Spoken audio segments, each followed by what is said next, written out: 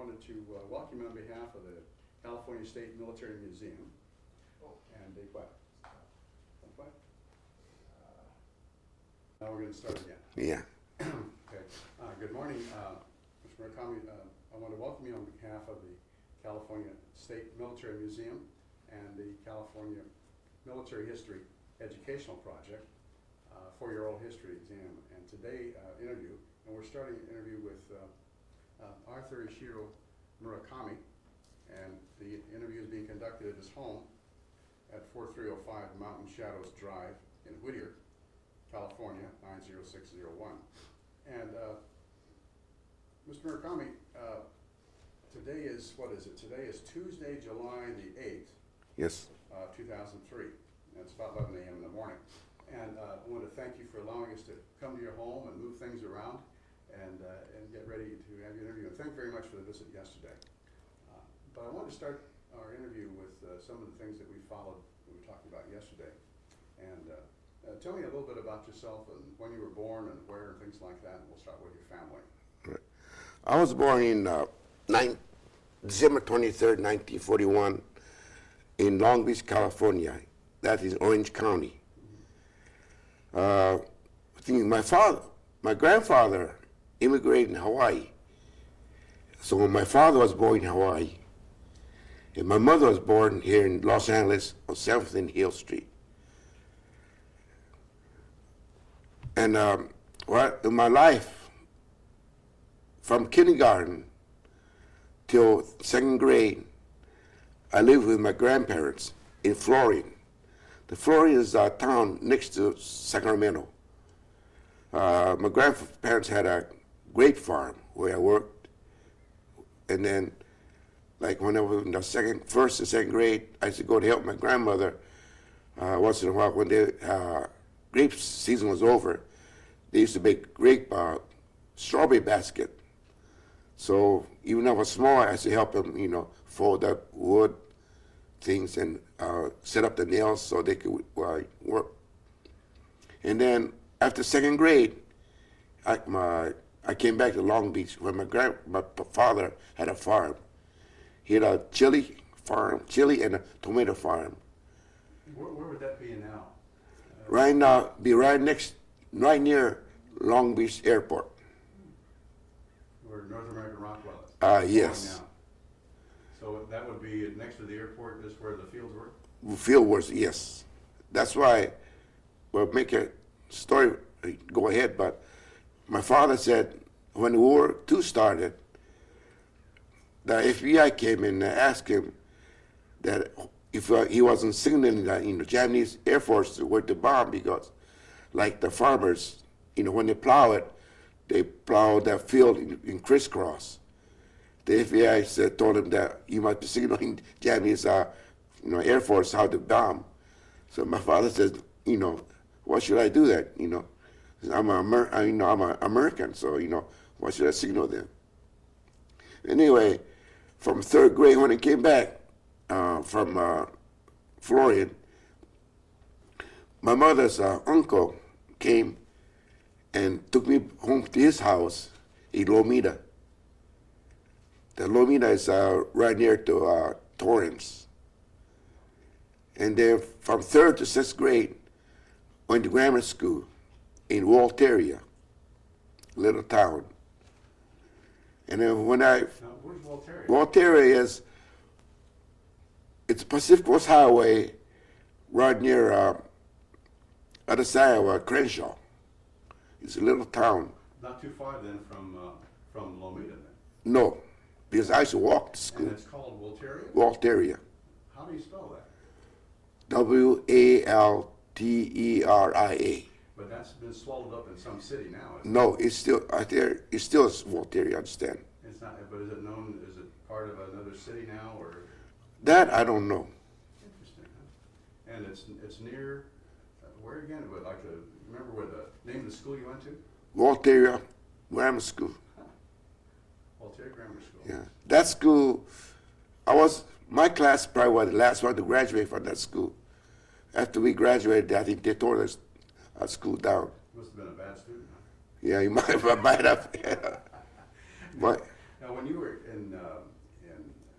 now you were living with your grandparents and then your dad for a little while, and then with your uncle, Right, and that was in the Voltaire. right. And that was until what, 5th grade? 6th grade. 6th grade. Now, was your mother around? Were you raised by your mother at all? No. So you didn't know your mother? Well, they used to visit me every weekends every so often, so I knew them, but mostly it was like myself. I grew up with my relatives. Yeah, with your grandfather, and then with your uncle and your aunt? Or My mother's uncle and aunt. Mhm. So you always had a lot of family. Right. And tell me, what was it like being raised? Now, these were all on farms. Yes. And so was it typically that Japanese Americans were farmers? Yes, mostly I think, because when I would go to school, sometimes nights I had to go out and help. You know, the uncle had a celery farm, celery, lima beans. So at midnight, they water that, field. I had to go up and help him water that field. Why did they do it at midnight? I think it's cooler, probably. I don't know.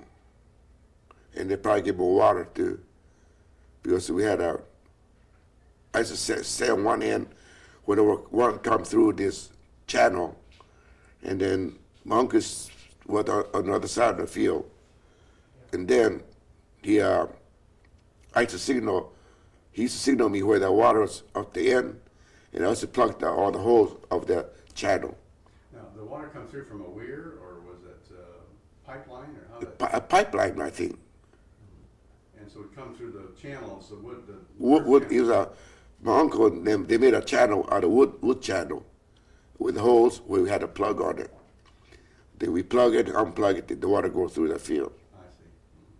And so when you were helping it, you were continuing with the interview, and Arthur, when you said your uncle raised celery in Lomita, Right. and you were helping him with a celery farm there, and you lived there for a year or two? 4 years. 4 years. So that was, but Wisteria is where you had the farm? The Wisteria was where they had the farm? Yeah. Well, they raised us celery and the lima beans. So around the hillside. And you've been by the area? You know what's there now? Oh, there is houses now, so I cannot see where it is. Doll houses? Right. Right off Pacific Coast Highway. Pacific Coast Highway in Crenshaw. And what is your uncle's name? Was Kato. Kato? K-A-T-O. Also Murakami? No. They're Kato. Last name was Last Kato? name Kato, yes. His first name? Ooh, I forgot. Mr. and Mrs. Kato. Right. Your uncle, yeah. And that was your mother's relative? My mother's uncle. Oh, I see. So he's like a great uncle to you. Right. I see. So you, and were you the only child in the household? No, I had five brothers at that time. Well, right now, there's 7 of us. I see. No, there's 6 of us because one of my brothers passed away. I see. So there were 7 originally. Right. And so were you all, when you lived in Sacramento with your, you lived with the Grandparents. Yeah. in Sacramento, were all of your children there too? No, I was the only one there. I see. So you were like the only child in the household? No, I had my brothers, but they all lived in Long Beach.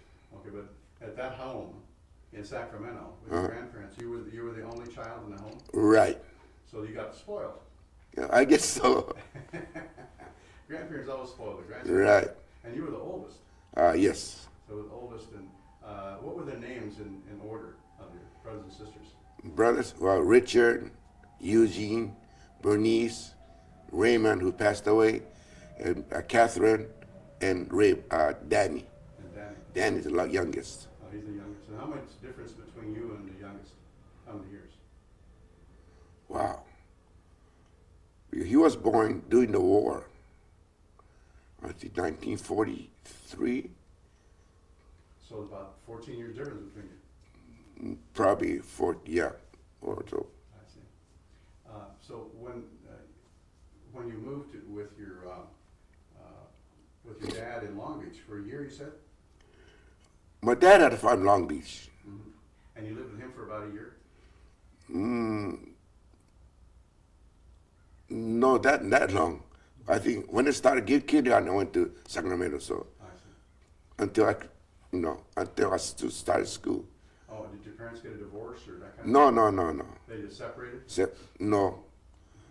Yes, I think my grandparents had 4 brothers and sisters, farming. So they figure, if they want to bring me up there, so You could help out. right, Oh, so it was more that you were helping them out rather than helping your family.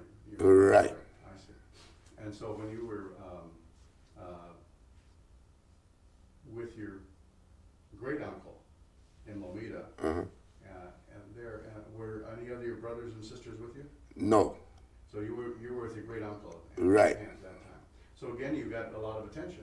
right, attention and a lot of discipline. Well, tell me what was like. What was discipline like in a farm?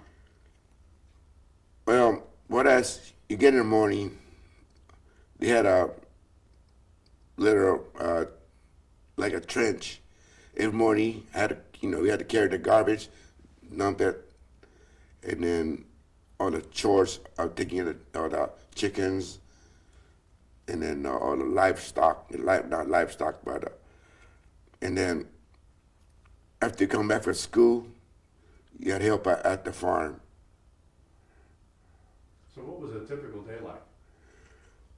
Typical day is I went to get in the morning and then make sure I clean, throw the garbage away, and then make sure that everything, my bedroom is all clean. And then I had to walk to school. And after when the school was ended, I had to go to Japanese school. So you went to 2 schools. Right. So after my regular grammar school is over, I'll go out the gate. My Japanese school teacher waiting with the car. So I had to jump in the car, and we go to the school was in Lomita. So I'm Japanese school in Lomita until 5 o'clock, and they drop me off at the house. And then I hope, chore at the house and do homework. And then I think 3 nights a week, my uncle took me to martial arts class, kendo, which I started when I was 7 years old. So into martial arts class, kendo's class, and came home. So by the time I'm so tired, I go to bed. So that now you mentioned one of the things about take out in the garbage. You talked about the trench. Now mention how that was handled in those days. Well, it was a trench where that when it rains, the water comes through. It washes away. So we dump all those trash in there, and then they pile up out. When the rainy season, it all washes away. That's how it was. That's how it was clean. Okay, so that was a trench that went. Where did it go? Where did it wash away to? Probably the ocean, probably. Yeah, because you were Right, pretty low there. right, Yeah, and so you were there for 4 years. right. And now, what was school like? How many kids were in school? Many Japanese American kids there? No. There's only a few Japanese American over there. I know, I had time to over here. One thing is, there's something like, any place, some children, they had some class children that didn't like me, they called me JAP, right? So we used to fight every so often, But it was, I think, as children, but other people are real nice, to me. Well, how many kids were in school or in your class? Maybe 25 or so. It was a small class. Do you remember any of the names that you were? No, there's no. And so when, what was the name? They said that was a Voltaria school? Voltaire Grammar School. Grammar school. And that was torn down? Yes. And no name of the school that was built there? There's no school built there. Oh, that was it. Just torn down. And were all the kids that went to that school farmers' kids? No. They were all kind of business people. Like us, Japanese people did farm, but other people had their other businesses. So it wasn't like a 100% farming community? No, it was not, no. So how did your uncle, that he made all his food, all his income from farming? Right. And so he had constant crops then? Yes. So what crops did he have besides celery and lima beans? That's all he had. Just the two? So he'd rotate those crops? Rotate, right. And then, so where did they sell their crops? Well, the market. They just go to local market? Produce market, yeah. Go to The local- truck came and picked it up and they took the market. So then your dad was, your uncle was paid at that point? Right. Now, did they live in their own home, or was it rental, or? It was rental because, as you know, those days, Japanese could not own a land or a house. Tell me about that. I heard, well, this is what I hear about, because any Japanese citizen could not own anything. Could not buy any land or buy a house. But you're an American citizen. Well, I am, but my uncle was a Japanese citizen. So my father was, a lot of people, I had a friend that was a Japanese citizen, they could not buy land, so they bought a land with my father's name. So they bought it with my father's name. So understand, after the war, when they were be able to own the land, my father transferred the name to them. And some of the people that you know that are relatives. Yeah, relatives and father's good friend, you know. So because you were from Hawaii, your father's from Hawaii. My father was born in Hawaii. Well, he was born in Hawaii, but when he was small, my grandparents came to United States. So he was not, because Hawaiians are always treated kind of differently. Yeah, but I think he was, before he started school, he came to California. And you know how many years of education your father had? Wow. I think he had high school, I think. That's quite a bit at that time. Right, but yeah. Well, they go to high school, but a lot of them, like my father, didn't go to college. Excuse me. When you were in a farm and you were going to school, what did your family do for recreation? And what did you do after, you went to Japanese school. Japanese you school. told me that you went to regular school. What kind of subjects did you take and what did you like? Well, like myself, I like, English and math. And then few history. I like.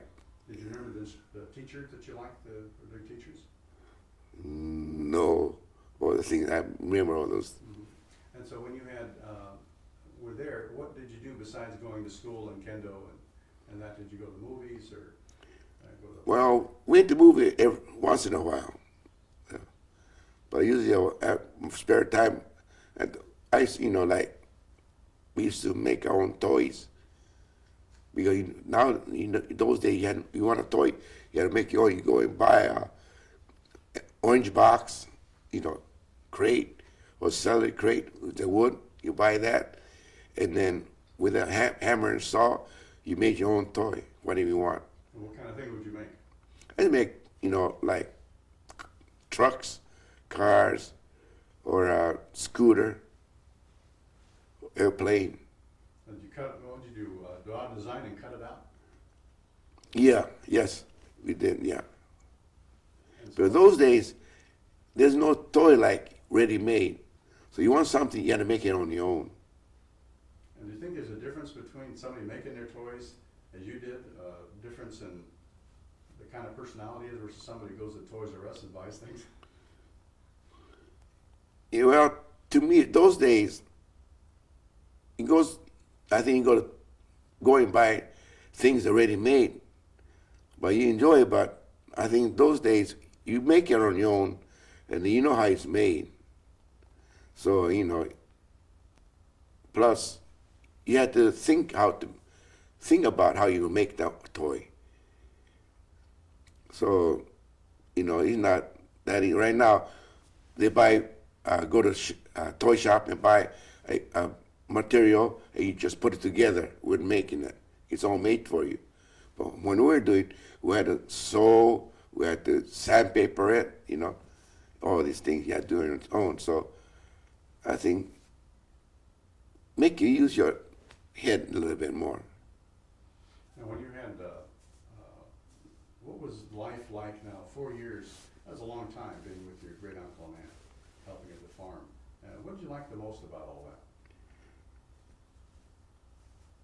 that? But those, I guess, as we brought up, I think we brought up to go to school and help out the family. So I enjoyed it, doing that. Only one thing was my auntie and they was telling me that when I was small, I was saying that I'll never grow lima beans. The reason is, our lima beans had worms in it. They put it on the side, and I had to clean it, take all the good beans out to sell it. And then everyone had the worm on it. I really hated that worm.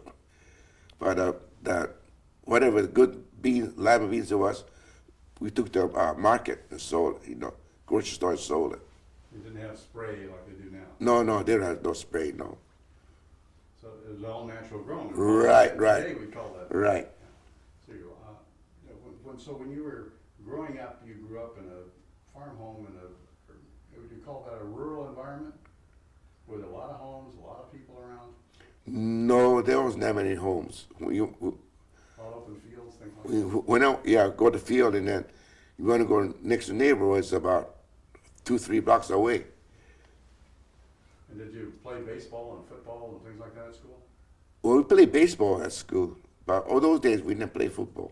We mostly was baseball.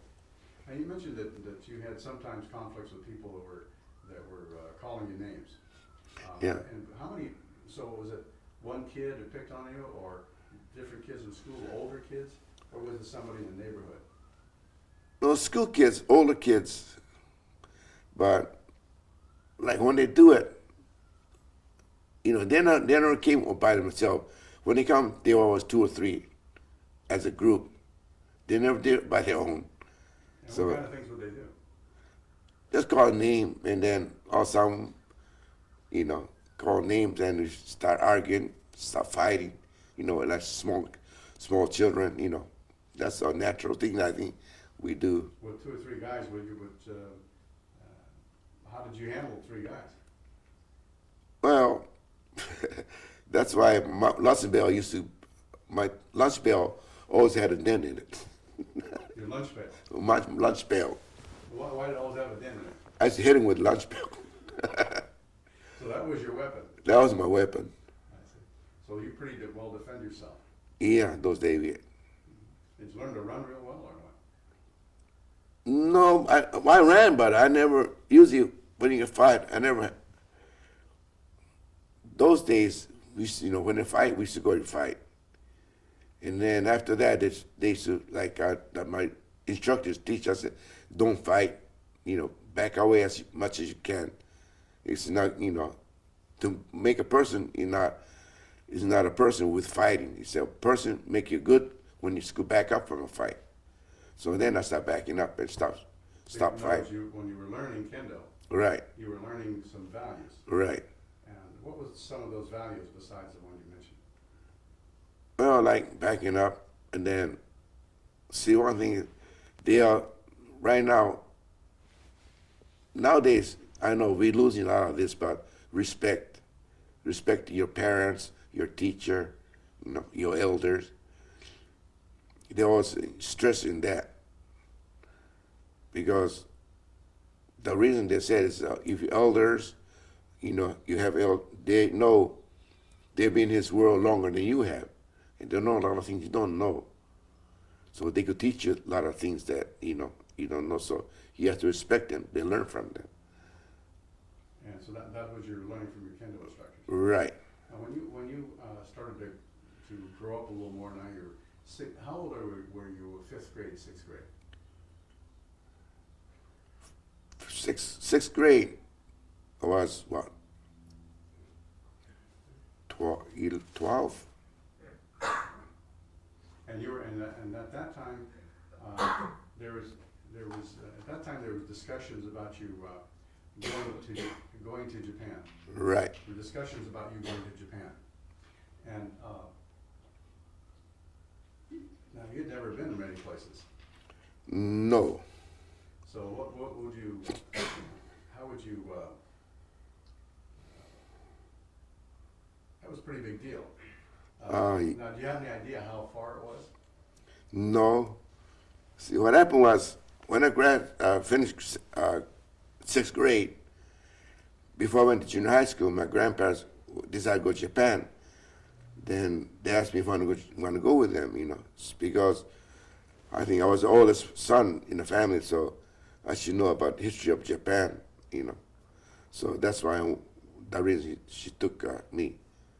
And my second younger brother went us too. Went also? Went also, yeah. So, and what's your second oldest brother's name? Eugene. So Eugene. He's 4 years younger than I am. So when you were 11 or 12, he was 7 or 8. Right. And so both of you went. Now, how did you get to Japan, or what was the preparations, and how did that go? Well, preparation. Well, I went to Japanese school, so you know I knew how to speak Japanese. So we had one thing is when we decided to go, my grandparents I didn't do anything. My grandparents did everything for us. Or they would follow them on the ship, and we went. Have you ever been to the port and been on a ship? We used to go to port. I used to go to port all the time because my uncle used to take care of Japanese Navy personnel, like the admirals, people. So when they come to San Pedro, they all came to my uncle's house. So I knew about, met a lot of Navy top brass. So they always says, oh, you want to go to Germany, become a sailor, everything. So, yeah, so I wanted to go to Japan because I knew they talked to me about so much about Japan. Now, your uncle was a farmer. Right. But he was working for the Japanese Navy when their ships came in? No, he wasn't working for it. Oh. He just went to visit them and bring it over to, for hospitality, I guess. Oh, hospitality? Yeah. Mm-hmm. So he was kind of a greeting committee? Greeting committee, yeah. How did he get involved in that? That I don't know. That was interesting. Yeah. So, and what was his name again, you said? Kato. Kato, yeah. First name was Kato. And so when they had, so you had some experiences. Did you go aboard ship with your uncle? Oh, yes. And do you remember how kind of ships they were? Oh, they were battleships, yeah. So those were big. They were big, yes. And what did impress you about those ships? Well, when I was small, I guess, not my impression, but, how the ship is big, and then how the sailor, acted on the ship, discipline, everything. Did you find that was interesting, or good, or bad, or what? I guess when I was on my age, I don't think you think too much about those things, but interesting how they are, how they did things. Yeah, what was it that you found was interesting? Were interested that way, they acted on ship, and then when they came to my uncle's house, that way they talked about all kind of things. Well, what was it that you found interesting? You said the way they talked about. Yeah, about the Navy, Japanese Navy, what they did, where they went. You found that was interesting? I think when you're small, I guess everything you hear is interesting because something that you never knew before, and then you hearing something new and says, "Oh, that's what it is," Because like when I'm my age, I didn't know much, but with the adults talking, and then the Navy top brass talking, and then you said, "Oh, that's what Navy is, what they do." And so when you were going with your grandparents now, what year was that when you were going to join your grandparents with your brother? Well, we left San Pedro on February 1941. And why did they decide to go back to Japan? They were elderly, old, and then they had a house in Hiroshima. So they figure, for their retirement, they probably would go back to Japan. And they had been farming here Yes, they were. in Sacramento? Sacramento. Yeah. So you haven't seen them in a while? No, well, we used to visit them every year, or they used to come. But at the end, well, at the end, before, when they got older, they sold a farm and lived with my parents in Long Beach. So I got to see them then, So that you were seeing, on a regular basis, you were seeing the family? Right. So when you started to go to, and they decided to invite you to join them in Japan, and did they tell you how long you were going to go? No, they figured, I just learned maybe 3 or 4 years probably they were thinking about. But- So when you arrived, now you were going, what kind of a ship was it that you left on, and where did you leave from? I leave for San Pedro, and NYK line, we go, and then they call it Kamakura Maru. That's the ship name. Kamakura? Yeah, it's a passenger ship. Yeah, Kamakura is a beautiful area. Right, So it was the Kamakura Maru. the name of the ship.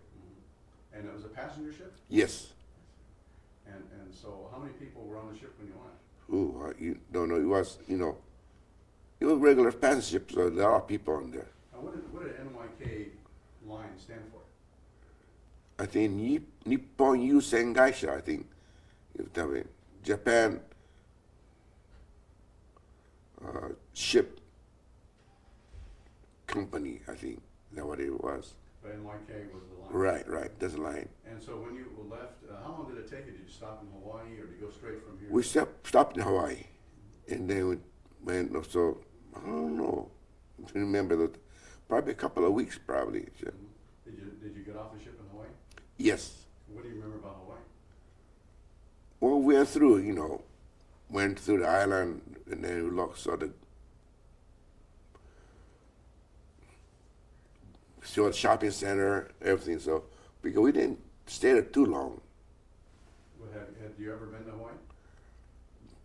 After that, yes. But not that time. Not that time, that first time. What was your first impression with the tropical island? I don't think, well, I think that time, I didn't think much about, those things. So when you, where did you arrive when you went to Japan? I arrived in Yokohama. And what did you think about Yokohama? Well, I figured it's a large port, so. Was it like Pedro? Right, probably bigger. And when you got into Yokohama, how did you get from there to your? Well, from there we took a train, and then went to Hiroshima. And how far is it from Yokohama? Wow.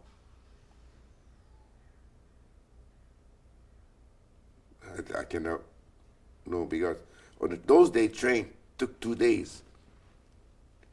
Well, the country is small, but the train. Was it like a Pullman? You slept on a train? No, it was regular seat. They had not Pullman, yeah. We slept on a plane, on a train, on your seat where you sat. So you slept on the same train? Right.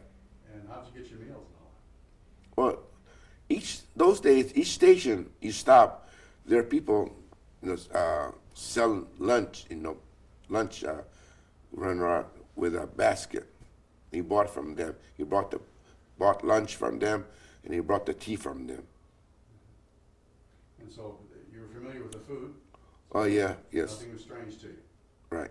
And was the foods, what was your first impression of Japan as a 12-year-old? First time you'd been there? I don't know. Those days, I don't think I thought too much about those things. Yeah, because I figured Japan, and then people that talk about, where you from,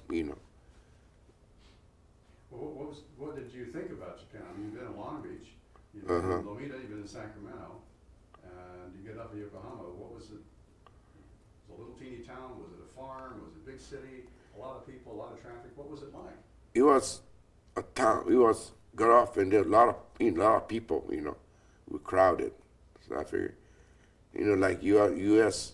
is not that crowded all over where we go, but over there on the street, and a lot of people is crowded. So. Were they narrow streets or big boulevards, freeways? What was it like? No, it's a narrow streets. Were there multi-story buildings or two-story buildings? What was it like? There were some buildings about 5 or 6 stories high. But the other one was regular 1-story houses, the shops that sat over there. So most of the city was in one-story type buildings? Mostly, yeah. So when you went to the train station and you went 2 days to Hiroshima, what was your impression of Hiroshima when you got off the train station? Or what train station did you get off of? At Hiroshima. And then what happened was when my grandparents had a house right behind Hiroshima Station. So we got off and then we went right to the house. And that time, that grandparents had a 2-story house. And then when we got there, all the neighborhood people came and talked to us, welcome us, and we talked about all kind of stuff. But what happened was, then after stay for a little while, the government took over the land to make the station bigger.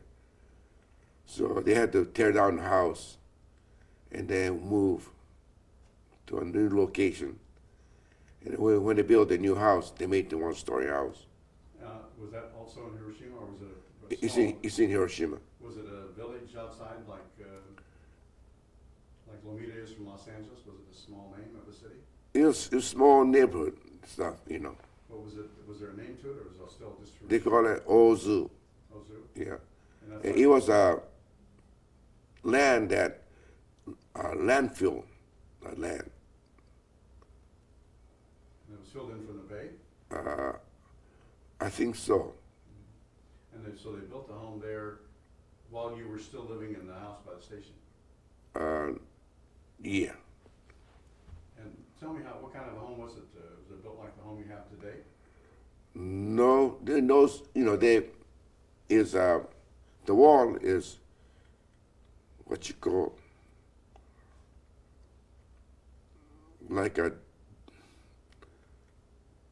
I don't know what you call it, dirt or a landscape, or the wall. It wasn't cement, so it was a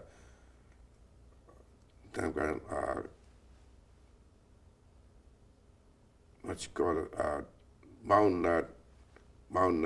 dirt with straw. And how would they build the walls that way? Walls where they had put the bamboo together, crisscross bamboo, and they put the wall onto that. What did they put on first? And then They put directly from there. They didn't put nothing on. did they put straw and then put the mud on it? The mud and the straw is mixed together. And then It's put on the bamboo as a base. right, And that's put on both sides? right. So that insulates. Insulates the house, yeah. So those are the walls. Right. And what are the support structure? Support structure is all wood, regular wood, yeah. So a 1-story building would be, how big would the home be by today's standards? Ooh.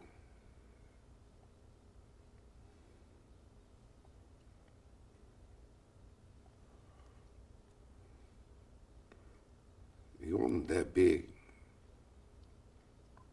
I don't know about the size of this room, so I don't know what it is. About the size of this room would be. About 16 by 30 maybe? Right, something like that. That would have been the size of the house? Right, And so the 3 of you lived there, or 4 of you? right. What I do is those days, you had your mat and your blanket, your covering. Every morning, at night, you bring it out, put it on the floor, you sleep. And when you get up, you fold it and put it inside a closet. So, you had so it was a one tatami mat, is what you used? Ratami mat, right? And now, so you used the room like the living room, and did you use sojis to divide the rooms? How was it built? Well, they have a big room, and then we sleep in one room, and I had a cousin live with us. They had another room where it was a partition where she lived. But in that room, that was your bedroom, dining room, living room, whatever you wanted. That room is what it was. And so how did you take your meals? Did you have a kitchen with a microwave and a gas stove? No, those days we had cooked everything from wood or charcoal. And how did they cook? Well, you had a stove, not a stove, but a little place where you could, burn your wood in it, and you had thick pot in there, and then you cook your rice, and then you cook the vegetable in that. So it's always, so you use a lot of wood, and then sometimes charcoal to cook your meal. And so what would be a typical day that you had when you arrived at your grandparents' home?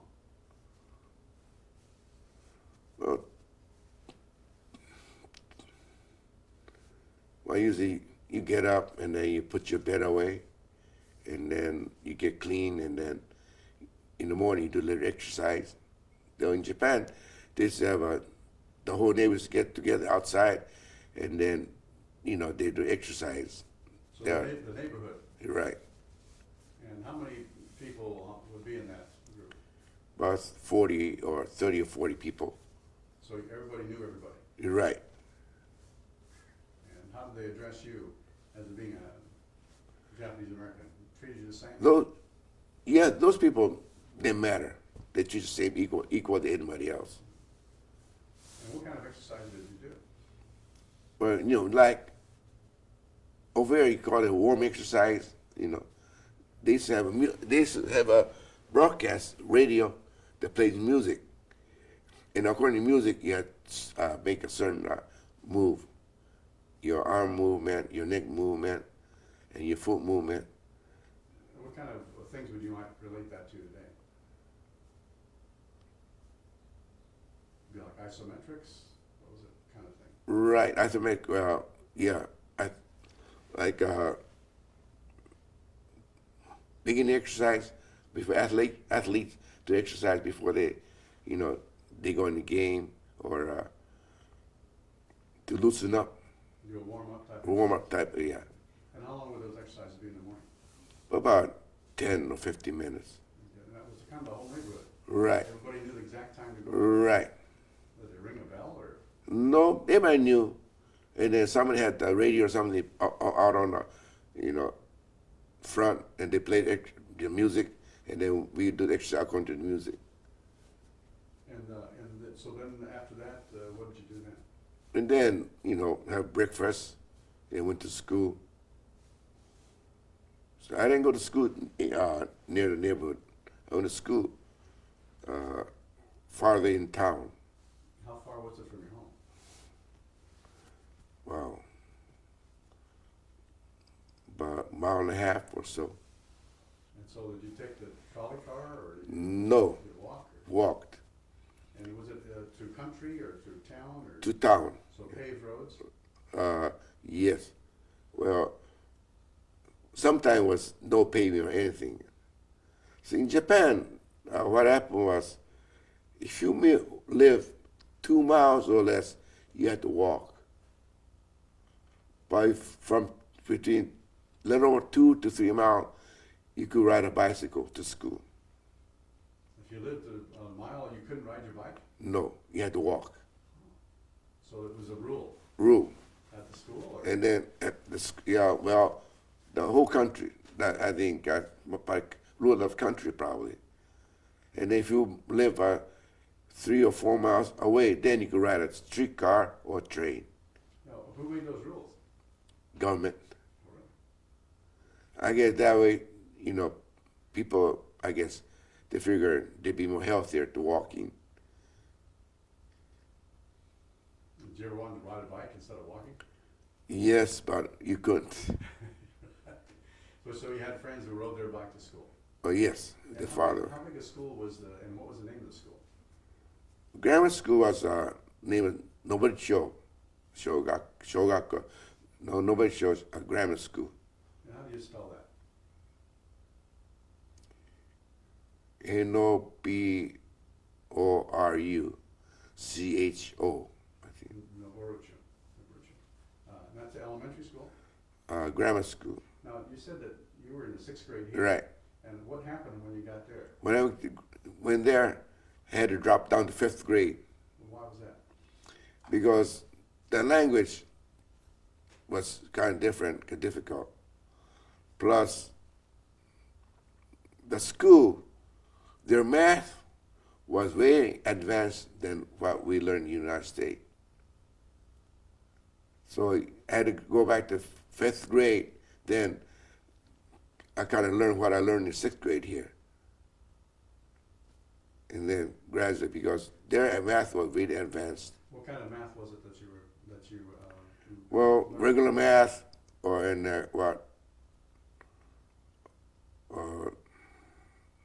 like in the 6th grade, you learn what you learn in high school here, junior high school here. I mean, was it adding, subtraction, multiplication, division? Well, yes, adding, subtraction, multiplication, and then we learned how to use the soroban, what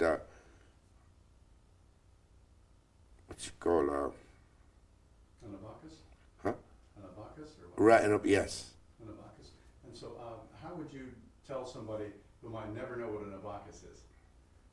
How would you describe it? It's a board with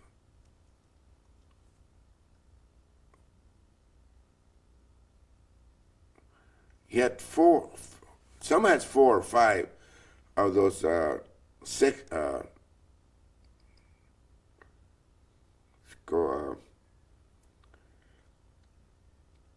little item, on the bottom, one on top.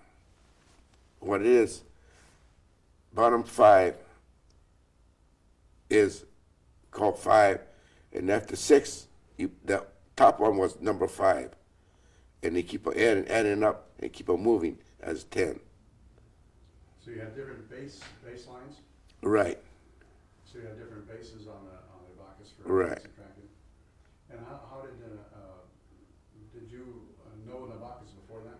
No, it learned And that was the basis for calculation. calculation right, For and then they use that, and then they made you study like math, like add, subtraction, multiplication, without using anything. You have to figure it out in your head. They call up so many numbers, and you be able to add it in your head without writing, and you give the answer out. And everybody had to do the same thing. Had before to they do were the same finished. thing right. So there was no advancing just because you're older. No. So what was the kind of things that you found the hardest as a transition? Well, math was kind of hard because they were so advanced. And then, language a little bit, the language problem, that writing. Then I didn't, a lot of the writing that I didn't learn much over here. We had to go and learn over there. Now, learning writing of English or Japanese? Japanese. And tell me what was the difficulties in writing Japanese? Or that word, the kanji, there's a hard way of writing. Now, tell me what kanji is. Kanji. You and I know, but most people don't know what kanji is. Kanji is a word that you write when you're in a regular way. You write it maybe 3 or 4 letter to make the sentence. But with kanji, with that, you'll make a sentence, maybe 3 or 4 word sentence with this writing. And do you, now what do you mean there's a writing? Is it brush strokes or a pen or a stamp or? Is it Well, we wrote, with a pencil, we write it, But when you have a hard time, when you read advanced, people used to write with a brush. So it's more of an artistic thing. Right. So when you say you're writing a sentence or a paragraph in one, do you mean one symbol? A group of symbols? How big would it be? I mean, if you're writing a language, so someone would understand verbally, how would you describe that? Probably like a word named Hashi, write in 3 words. Hashi, two sentence. But if you word in kanji, it's into 1 sentence. And how would you write that sentence? I mean, was it in one symbol, a group of symbols? Group of symbols. Okay, so those group of symbols would be not like we would today write words in sequence. No. Sense, from left to right. How was that written? Well, And how's it read? there was a writing up and down for right to left. So it's not from left to right as we do it. No. But now they're writing like English, left to right. They're writing it right now, on sideways right now. But when they were doing it, was up and down. From right to left. Right. So that's a big change for you. Yeah. So you were put behind because you never learned that. Well, I learned how to write over here. No, wait a minute. You write up and down, left to right. That's right. Not right to left. Up and down, left to right. But now they write it, the way they're writing from left to right, sideways now. So now you can read it as you would in English. Right. And so was it a big shock for you, a big change? Yeah, it was a big change. Because you were speaking Japanese only in the afternoon, and now you're speaking it all day in the evening. Right. So how long did it take you to get your Japanese up to the level of Well, French? it took maybe 3-4 months. Before what? Before I was able to really kind of catch on to that writing. And then writing a sentence, And how long did it take you for it to be able to speak like the rest of your friends? Well, I was able to speak from the beginning. Had no problem speaking. Because when I was in the U.S., my mother's uncle was speaking nothing but Japanese. So, plus, that people from Japan speak Japanese, so I should speak to them Japanese. So, speaking had no problem. You want to wait till the plane goes over? Yeah. Yeah, the plane, we're picking up the plane. Oh.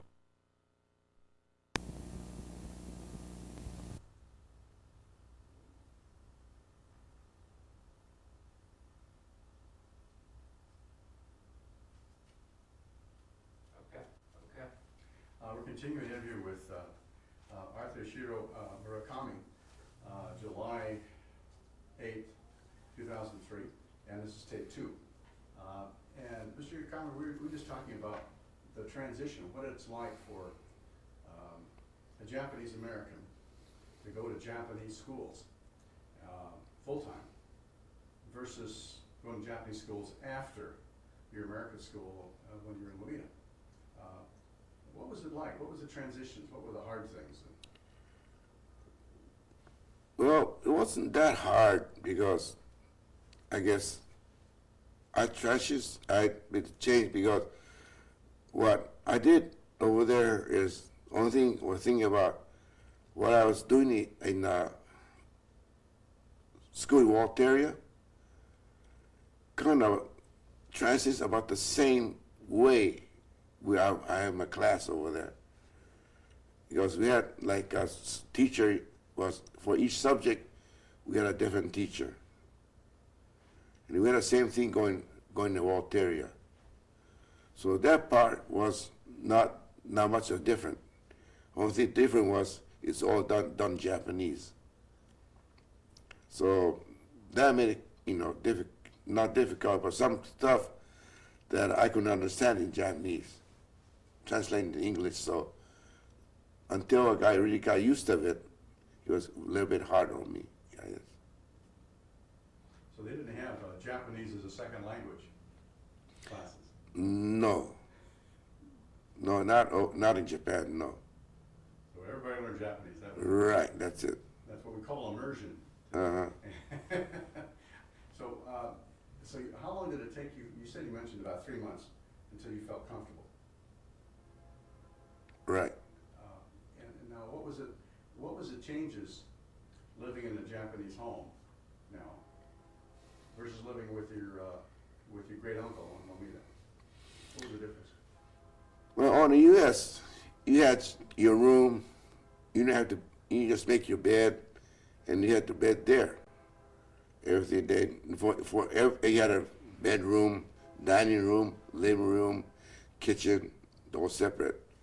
But you go to Japan, then you had a kitchen was separate, but your living room, dining room, your bedroom were in the same room. And all you do is what you put in that room made it to that difference. So that was a big change? Well, that was a big change because transition into one room to another without moving, that was a little different. You didn't have much privacy then? No. Tell me about that. Would you start the answer with my question? Because we're not going to record my question. Uh-huh. So all we get is no. Oh. So when I ask you, did you have a loss of privacy? I say, yeah, I didn't have any privacy. You could start with the question. Right. That way we can record your answer, because mine would be cut out. Oh, okay. Did you have, so you didn't have much privacy as you had with a separate bedroom here. Could you describe that? Well, there was no privacy right in the house because even if sleeping, my grandparents, my brother, and myself all slept in the same room. Except, we had our own bed that was on that tatami, the mat. So there wasn't that much privacy. I just know it because when we studied, all we did was, like in the morning, we wake up, you put your bed away in the closet, and then bring your desk out, and you study on your desk that you bring out. Now, was it a desk like we would know as a desk, or describe the kind of working desk? Desk, it was a low desk where you sat on the mat and then it's study because you had no chairs. So the desk was on your lap? Well, the desk had, like four legs on it. So it was high enough so you could put your leg underneath comfortably. But you sat on the floor? Yes, you sat on the floor and then with your feet tucked in or tucked under you. That's how you set, or those days set, because. Well, describe the floor of the home. Was it all bamboo like tatami, or was it a hardwood floors, or what was it like? Pine?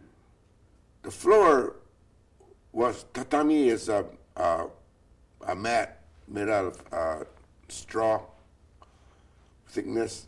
That's what you sat on. So it was a mat, that where you're staying. The hallway is made out of wood where you walk. But where you sit, study, and sleep was a mat. And that was the all floor in that area all of tatami? The whole house is tatami, yes. And that was over wood? Right, it's over wood. so that, you know, what did you do for heat? It gets cold in Hiroshima. We had a thing called kotatsu, where it's you put a container with a charcoal, and you put they build a block, a wooden block, stand on top of that, and you cover with a blanket, and you go into there. That's what kept you warm. So how big was that? It was the size was enough people, so about 8 people could sit. And they would be, their feet would be under it, or their whole body, or what? You put half your body was in there, but sometimes when you real cold, you want to go to sleep, you put your whole body in. But usually it's a set, and they have your just the legs in there. Your upper body was outside. So that way you kept warm. Right. But you didn't suffocate from oxygen or No. carbon monoxide. You didn't. No problem with that. You not get oxygen because the cover helped that, and then that section to where you could oxygen go out. When you move the blanket, all night goes out. It goes out the door. So were the homes drafty, or were they really tight like your home is here? What was the line? The home was not drafty. When they closed the door, the sliding door, you might have a little air coming in, but it wasn't that bad of air coming out. And what was the weather like in Hiroshima during the summer and winter? What was the best time of the year that you liked? I like the summertime because you get to go fishing, you get to go swimming. But Hiroshima wasn't that cold though. Once in a while we had snow, but that often.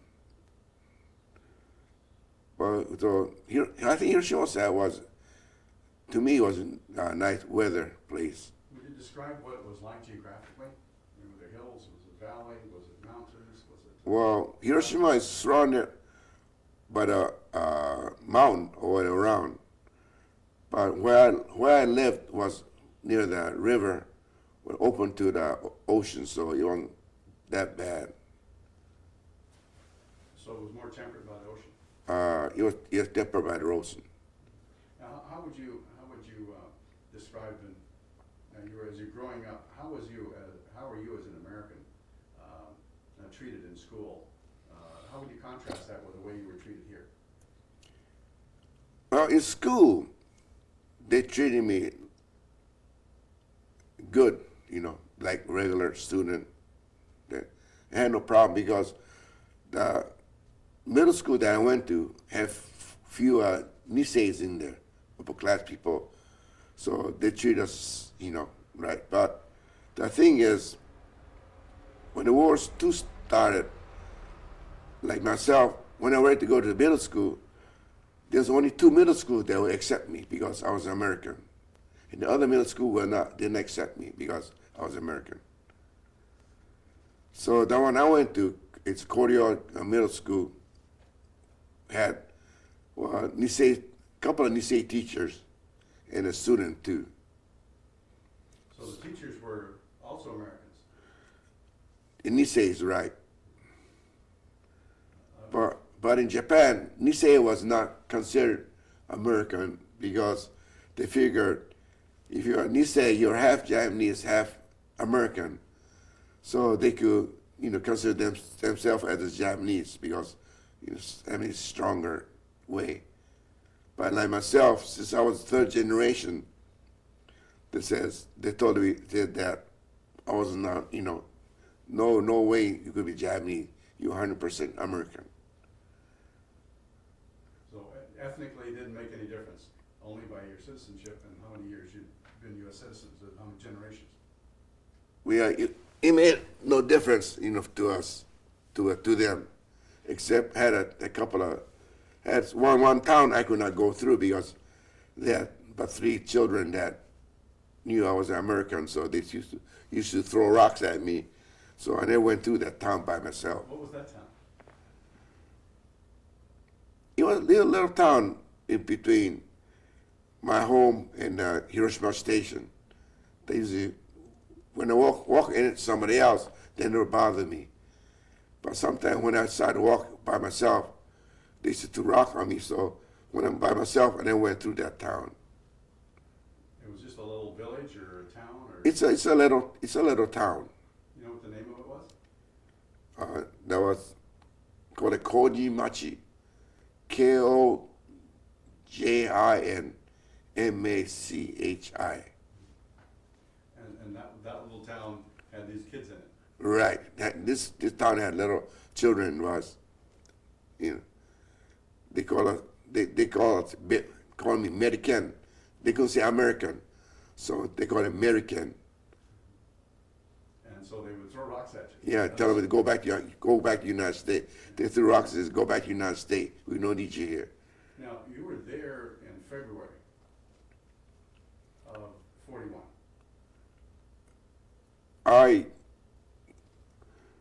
February of 41, but after looking at the record, I think I got in Japan first about beginning of March, probably landed in Yokohama in March.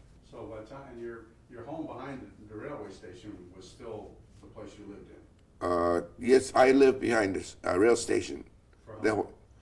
That for maybe a couple of months, I lived in that place Before you moved? before the government took over and had everybody in that town, that village had to move out. So that would have been maybe in April, May, or June of 41, somewhere in there. Yeah, May or June, it's 41, right? Summertime. And what was it like? Did you see many? I mean, we talk about military buildup in the community. What was it like? Did you see many soldiers? Were there any bases? Were people talking about? Because at that time, Japan was into Manchuria and into China, and had been into Indochina, and French Indochina had expanded all in those areas. Then it was also into northern and central China, part of India, expanded in those areas. What was that like? What was it? Did you get news? What was the response in the community and family? Well, Hiroshima had one battalion over there that near a little bit further from Hiroshima Station. There was a battalion, so I saw a lot of soldiers there. And then they were pretty strict and then plus, if a upper grade person, the person that's a right recruit, had a hard time because if they didn't do it right, they got beat up. Because I know we saw one time during the war, one private they were pulling a cart, and his shoestring came loose. So he stopped to tie his shoestring without permission of the sergeant. The sergeant kicked him so hard, so many times, and then that person died at that spot. That's how strict they were. And that's brutality, right? Their brutality about, in those days in Japan says, well, I tried to discipline that person. Because what happened in Japan was, like myself, even in middle school, you had to respect your upper class person. A person one rank above you, you had to respect them. How did you do that? How did you respect your upperclassmen? What they do, you in the first, like ours, the school I went was 4 years. So when you're in the first year, first grade at that school, when you're second grade and above, you see people above you. When you see them on the street, you have to salute them for respect. So respect. And you were in school uniform. Right. Yes, salute to that person or the upper class people. And what kind of a salute would you give them? Military salute. The regular hand over the Right. And if you don't do that, you go to school and you get beat up. Because they'll tell you, you try to ignore me. So ignore me to what you, when then you turn the street to go to another house, and they'll make it just say, hey, you saw me, why'd you turn the street? Thinking, so you don't have to salute me. And they hit you and say, no, I went to my friend's house, don't give me an excuse. So, those things. So Well, how would they discipline you? hit you, With open fist or something? April fist, you're right, Yeah, I mean, not in the body or the face or what? or wherever they got, no matter. And they could get away with it. Well, they got away with it, Was that accepted? accepted, right? It was accepted because it was old time. I don't know tradition or what they went through that. So when you go to school, you hurry up and try to be in the second grade, so you could discipline the first grader. So the discipline went down the line. Right. It went down the line. So if you're a first grader, the second grader and above will discipline you. But if you're a second grader, third and fourth grader discipline the second grader. And the second one disciplined the first. Right. And then if you're third grade, then you discipline second and first grade, but the fourth grader discipline the third grader. Well, what did you think about that in contrast to an American school? Well, it was, in American school, it didn't happen, but in Japan, I figured when you go to school, it happens, so you kind of blend into it. So you know what's before, because when you graduate grammar school, you're going to go to middle school, you hear about what's happening. So you go in and it happen, you're prepared for it, I think, what it is. When they disciplined, were you able to fight back? Was it a fight? Or You never fight upperclassmen. So they could punish you, you couldn't do anything? You can do anything. If one upperclassman, you fight back, there'll be 5 of them come and beat you up because you didn't respect your upperclassmen. And what did the other Nisei say, the teachers? They all had been in American schools too. Right. What did they say about it? But they're in Japan, they're gonna say anything. They go according to what Japanese, they do. Did they say, I want to go back to America? Well, at that time, nobody could go back to America, so. Yeah, because the war was on. Right. So was discipline more prevalent during the war or before the war? Discipline was done, I think, many years before the war, too. So it wasn't just a product of the war? That discipline was not part of the war. It was done from way from beginning. That's how they were disciplining the, people in Japan with so respect. Did your grandfather say that's the way it was? My grandfather, well,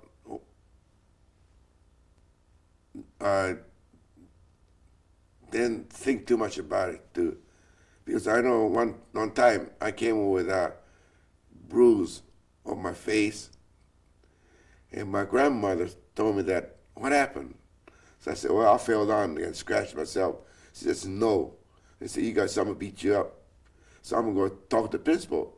So I had to stop my grandmother and to go to school because I said, no, don't say anything.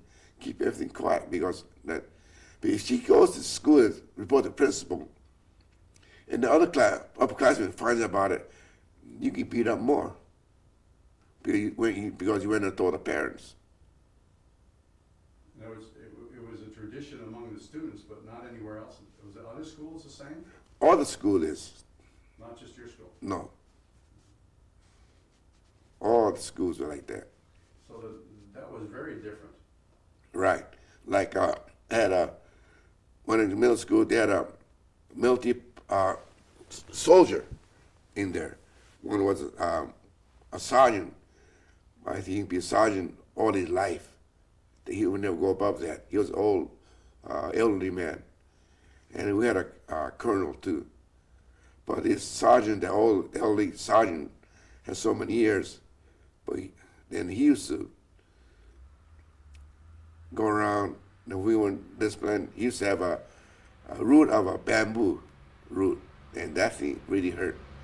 He used to come around, if you're doing that, he used to hit you with that to discipline you. Yeah. So you said this sergeant had a bamboo root? Bamboo root, right. Describe what was that like? What, a foot long, 10 foot long? It's about, no, it wasn't that long. It was maybe a foot long.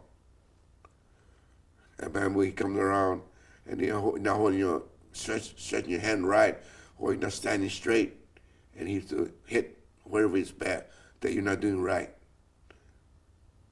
That's why they discipline us like that. Now, was the sergeant was one of the teachers? He was the sergeant was one of the teachers, like a military teacher at the school. Oh, there was the military courses? We had military courses, yes. We had one subject a day. We had military training. What kind of training was it? Marching, and then at that time we had they had rifles, so we march a rifle, learn how to shoot with, how pretend you're shooting with a rifle. You didn't go to the firing range and actually fire? No, because they didn't want to waste a bullet. But you learned so he was your, like an ROTC instructor? He was just like our instructor in U.S. And all the school had it. Every school had it? Right. I see. But one thing, the problem was that rifles we had, about 2 years before the end of the war, the military came and picked it up, took it all, because they were running a rifle. So we start, and then by that time, we had to go to, the school student had to go to work. So we had no time for military training. So things changed? Right, changed. So the military training changed to military work? Military work, it changed. We had military training, military work, but even where I was, we had some, it was a military commissary, like where they had rice, soy sauce, which you loaded on the buggy and took to the port to ship out to the battlefield. When did that take place? You were in the 6th grade when you got there, and you went put back to the 5th. And then when I was in middle school, second year of middle school, So it was in 7th grade? Or 6th grade? eighth grade. So that would have been, what, 1944? 1943. Yeah, 1944, right. 1944 we started, yeah. And so what they just come in and say, no more school, we're going to do this? Yeah, government said that on school, well, we studied 1 hour a day, where we were. So like myself, my classmate was sent to this military commissary where they had rice and soy sauce. And some other class people went to a factory when they make clothes or some weapon. And some of the people went to farm to work in a farm. So we all separated, all kind of fields. And where did you work? I work in a commissary where they had a warehouse with rice and soy sauce, which we loaded on the horse cart. And that cart took the rice or soy sauce to the port and loaded on a ship to ship out to the battlefield. Do you know where you were shipping it? Well, wherever, had battles. Oh, you didn't make a name or shipping Oh. bill of lading or anything like that? No, we didn't know nothing. We always did load it on. And the other part, the military took care of the other part. So we didn't know what's going on. So that this was a distribution center. Was it the military run that distribution center? It was a military distribution center. And so you worked as students. A student. And did the Army run it? Now, yes, the Army ran it. They all ran the whole thing. So you would report there what time in the morning? We reported that work maybe about 7 o'clock in the morning. And then we about 4 o'clock we leave there. And so what time did you go to school? We didn't go to school. At the place where where you worked, they had a room. We go into that room and then study for an hour. Oh, I see. So you studied at the commissary, at the distribution center. Yeah, we studied at the special And center. who was your instructors? Instructor was our school teacher. So your teacher was working there also? They were teacher was working with us, and then they were helping us make sure we did the right thing. So they were supervising your work? Yes, they were supervising. And your teachers were in charge of making sure that what you were doing was, And making sure you're doing that, make sure you were there, you didn't leave this place. and then, so they were concerned that somebody might leave. Somebody believe and then go to sleep or something like that.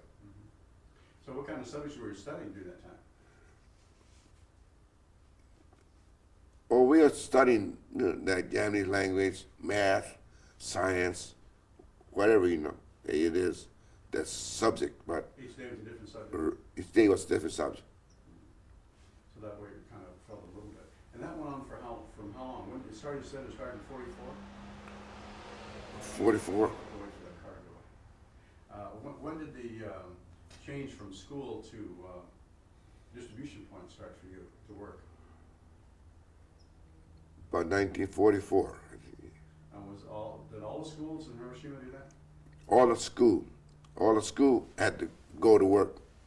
And the military tell you where the school had to go help out.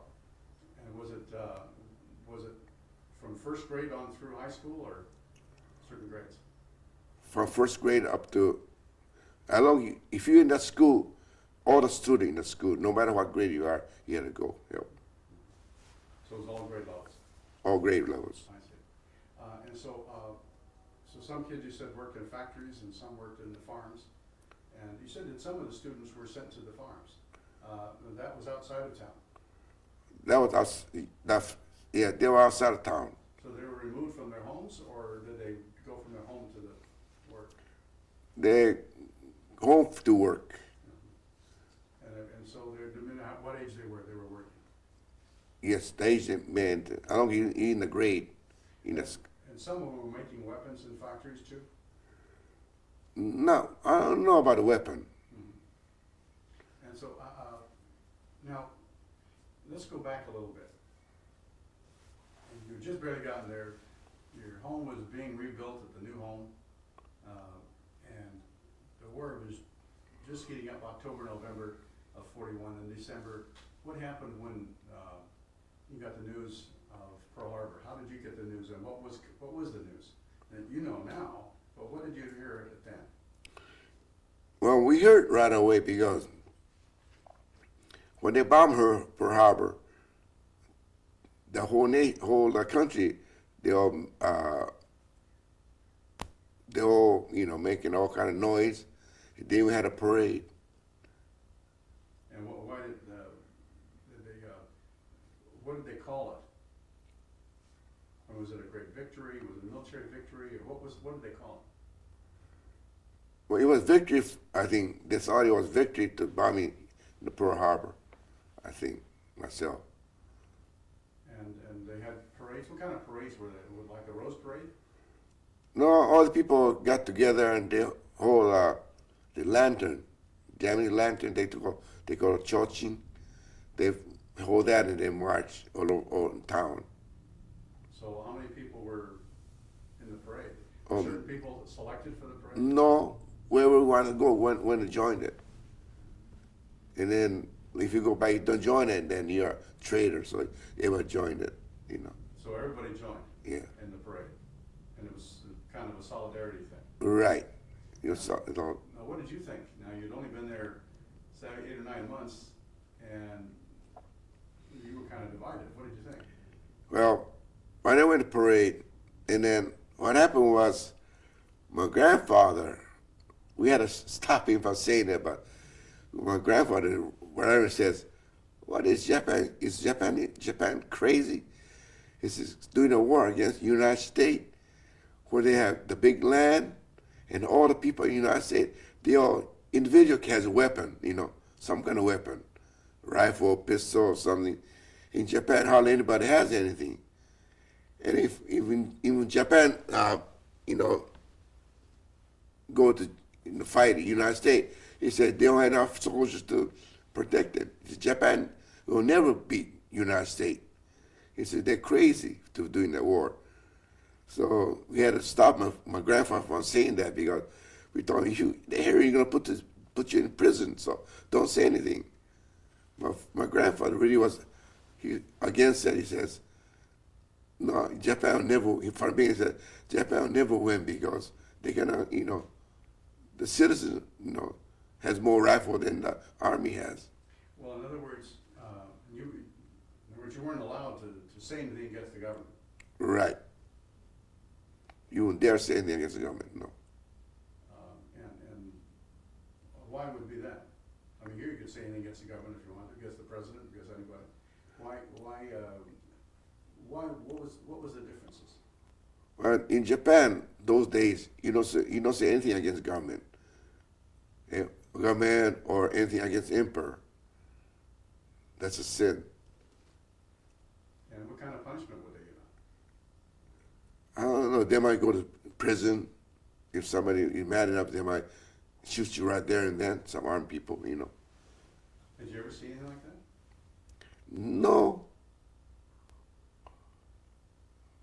Most people obeyed whatever the law was. Right.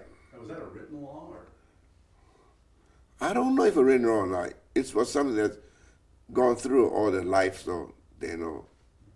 And when your grandfather voiced his opposition to the war, Japan's attack against the U.S., was that at home? At home. So the family is what? Within the house. But you wouldn't dare say it outside. If we didn't stop it, he might have said it, but we had to stop him or say anything. Were your family considered suspect, and were the other Niseis considered suspect? Yes, because once a month they used to come and search the house, make sure we weren't spying for U.S. They kept that out on us. Well, for my age, what am I going to do, But still, as an American, third generation American, figure, I might do something. And so who searched the house? Was it teachers or? No, the police officers. So it wasn't the army? Well, every so often, the military police come every so often, Was too. it Combatai? Yeah. Was it Combatai? Kempe. The Kampe. Kempe. And the Kempe. Yeah. Oh, the Kempe, not the Kempe. The military police in Japan. And so they're kind of an adjunct, like they're army military police. The army, yeah. And so, and they happen that every month. Did that, since the war started, that went on? Since the war started. And when they come into a home and search, what would they do? Let's look over, the whole thing, the closet and everything. See if you have something in there for spying. What did you think about that? Well, we didn't think about it. We never had anything, so I figured, what they coming for, they're not find anything. It's kind of a waste of time. Right. And so when the war was going on, what was the change? You had pretty good food when you first arrived. What was the food like? In the beginning, it was, had good food. But when the war started, they had ration to everybody. We were allowed one bowl of rice a day. So that was enough. So my grandparents we used to go too, because their grandparents' ancestors had a farm where they would grow rice and radish things.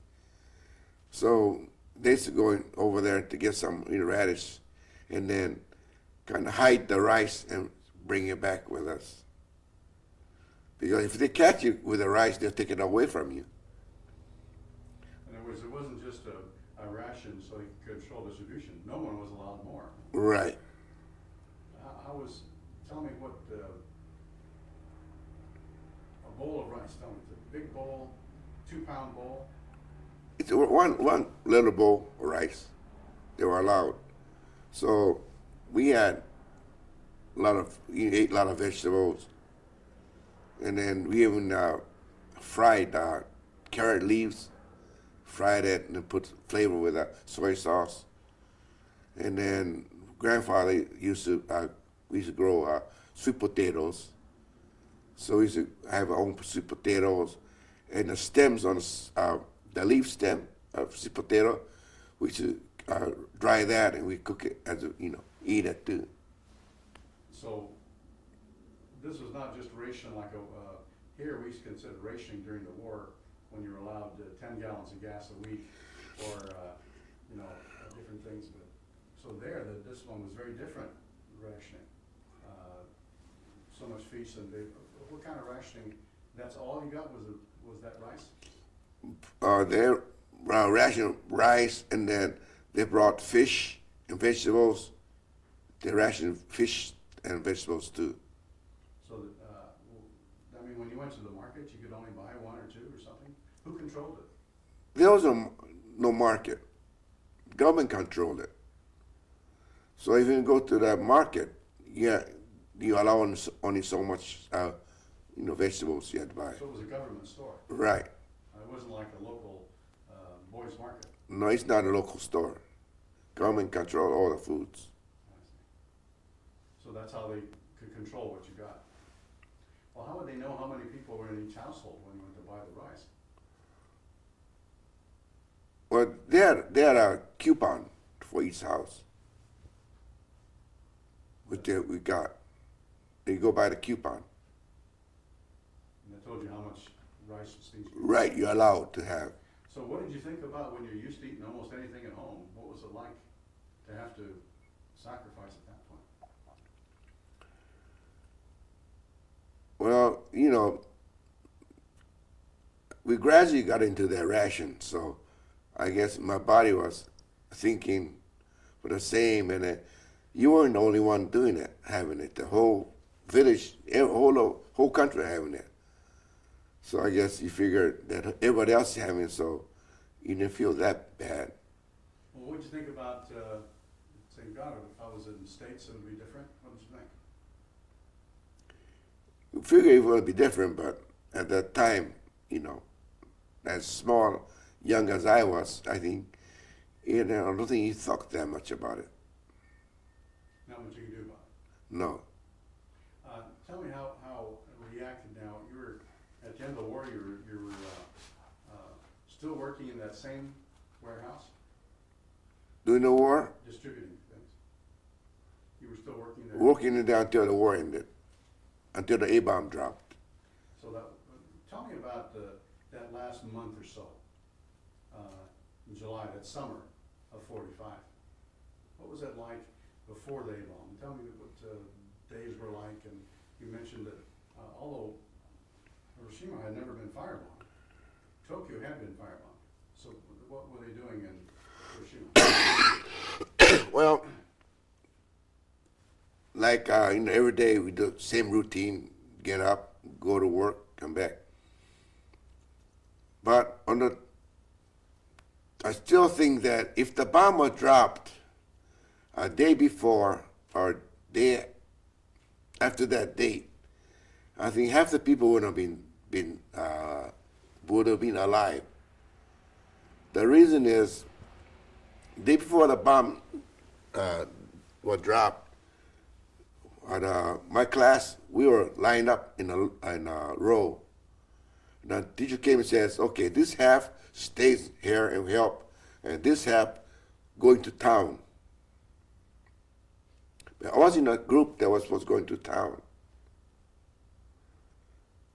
But what happened was, two days before that, I stepped on a rusty nail, and my feet were swollen. So the teacher told me, okay, Murakami, because you cannot walk too much, you stay behind and clean the break room so we could come back and have lunch. Now, was that at the factory still? Right, at the factory. So was the classroom at the factory? Classroom at the break room. So at the factory is a place where people took a break? They had to come back, take a break. What happened that day, the reason that I say that half of people would have been dead, would have been alive, is as you know, they Tokyo and other places they drop inflaming bomb where they burn the houses. For Hiroshima, they figured, well, if they tear down house, every other house, they want one house to burn, they want to go to the next house. So they tore down the house, every other house. So for the lumber, they had to take out. So for the country, they had horse and cow buggy, and people came out with the carts to take those wood out the city. So that's why my half a classmate and other school students went to help to load up that cart to take the wood out. They didn't have trucks. They didn't have trucks. They didn't have semi-trailers. Because they have no gas. They didn't have any forklifts or skip No, loaders. it's all manpower. And so you load them into a cart. On a cart, and they take it out. It was horses or oxen or? They had horses, they had oxen, whatever they had, the farmers had, they brought out. And so they would load them on, the students now. Students loaded them on, and then the farmers took it back to their farm. Well, so these were students from every school? So many students from every school. So it was all over the city? Right, it was all over the city, yeah. Because And who decided which houses were torn down and which ones stayed? the government, They just decided that? they decided. Did they, That way they'd be able to save some of the houses. did they pay the people whose homes were torn down? Or? That I don't know. So that they took the lumber, what were they gonna do with the wood? Well, they Bamboo and wood? And would, yeah, they probably take it in the country. The farmers probably would use it for, for burning, for your food, or your bathtub, that they use. were all the homes built like your grandparents' home? A lot of them was built like my grandparents' house. Some was, more modern than, the building was more built with wood instead of, the dirt and things. And so that some houses had more wood then? Some houses had more wood, yes. So that how long had that been going on? This tearing down the homes and moving them? That was that day. They tore down the house. They tore down that day the bomb dropped. That was the first day? That first day. So they had just torn down homes and now they were hauling the wood out, so they tore them down a few days before? No, as they tore it down, they brought it. Oh, I see. So as they took them apart, they didn't Right. tear it down and pile the wood up and then somebody haul it out. They did taking it As apart. they tore it down. I see. So they were putting them in carts. So there were students all over the city, City, right. and their teachers directing them They had a few teachers with them, that were telling them what to do. right. Because when a student goes anywhere, they had to have one teacher to make sure they're doing the right thing. And so that from your school, how many students were out doing that? About 25 or 30. 25 or 30.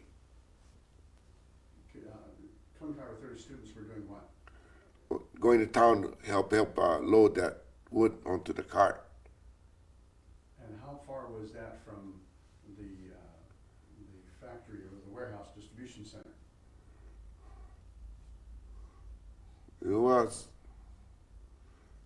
probably about 2 kilometers, about a mile and a half probably.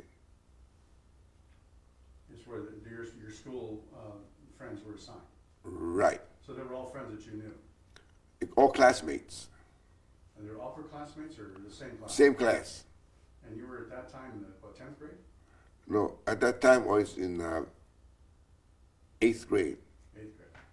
So at that point, you had all of your student friends that you knew by name had been in school at the same time Same time. for the last 3 years or 4 years? That's 2 years. So you knew them all? I knew them all. So that, now you were in the break room.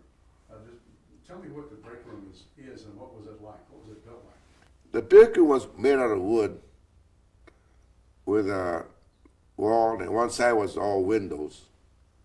And then other side, they had one door that you go in and out. And they had tables in that place. And that was to relax after To work? relax. After work?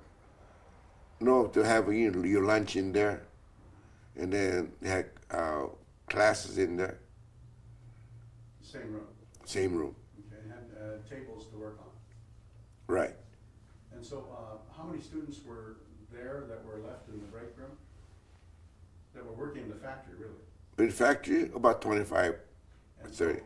So, how many were in the break room with you and how many were in the factory? Break room also, when the bomb dropped, I was the only one in that room.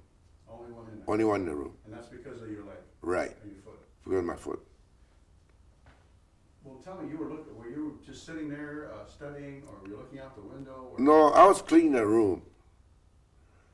So what happened that day in the morning, we had a red alert. So we all went into foxhole. Now, what's a radar alert? Red alert. A red alert? Red alert when the plane came through above Hiroshima. So we went to the foxhole, and the plane flew away. So they had a clear signal, so I came out, and it was in the break room, sweeping that room. That's when the plane came back over Hiroshima. Did you see it? Yes. Did you go back to the window, or? Yeah, because they must what happened when they, I think, before they got Hiroshima, they turned the motor on again. And when they came up by Hiroshima, they dropped 3 parachutes. So what happened was, there was this, wait, they 3 parachutes coming down. So they must shot the plane. So 3 pilots are coming down. That's what they all looking at. So everybody was out on the street? On the street or looking at, right. Where did you go? Were you out in the street? And I was inside the building, looking through the window. And then when the plane flew away, they got away to 3 pilots coming down. And then came certain height, and they exploded. And the flash came, it was hot. So I kind of keeled over, to protect myself from the heat by the window. And after that, the blast came. They broke the window and blew me out of the building where I passed out. You went out that doorway? Right. Because after I was out of the doorway, that building collapsed, was flat on the ground. Because if that door was closed, I would be inside the building to be crushed to death, I think. And you were thrown how far outside the building were you thrown? About 4 feet. So from the windows to the doorway was how far? For about 2 feet. So. Real close to like that. Real close to the. No, well, no. I mean, the building from a window to the door, about 7 feet or so, was all blown up 4 feet from the door. So you're blown about 10, 11 feet altogether. Right. And did you know anything after the splash, or what happened? You just lost consciousness, or what happened? I passed out, I guess, with the wind blowing. I must have hit my head. And then I had glasses, and then I had glasses in my arm and on my head, and I was bleeding. So you had pieces of glass? yes, pieces of glasses Where? in my arm, on my arm, and the back of my head. So I was bleeding. So there was 4 girls saw me and figured, oh, I'm bleeding, so they got to take me to the hospital. So they put me on a stretcher and took me to the hospital. And then when the doctor saw me, they says, "This is nothing." He told them, "You go back and bandage and fix yourself. We got more people that are worse than you are." Now, you didn't know anything. Tell me what you thought. First thing we thought was about,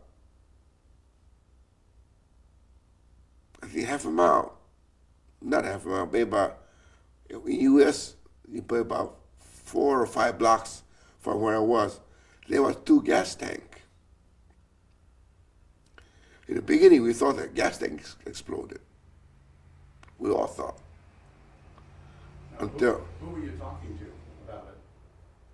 When you woke up, or when you're getting on the stretcher, or were you taking the hospital? Where were people talking about it?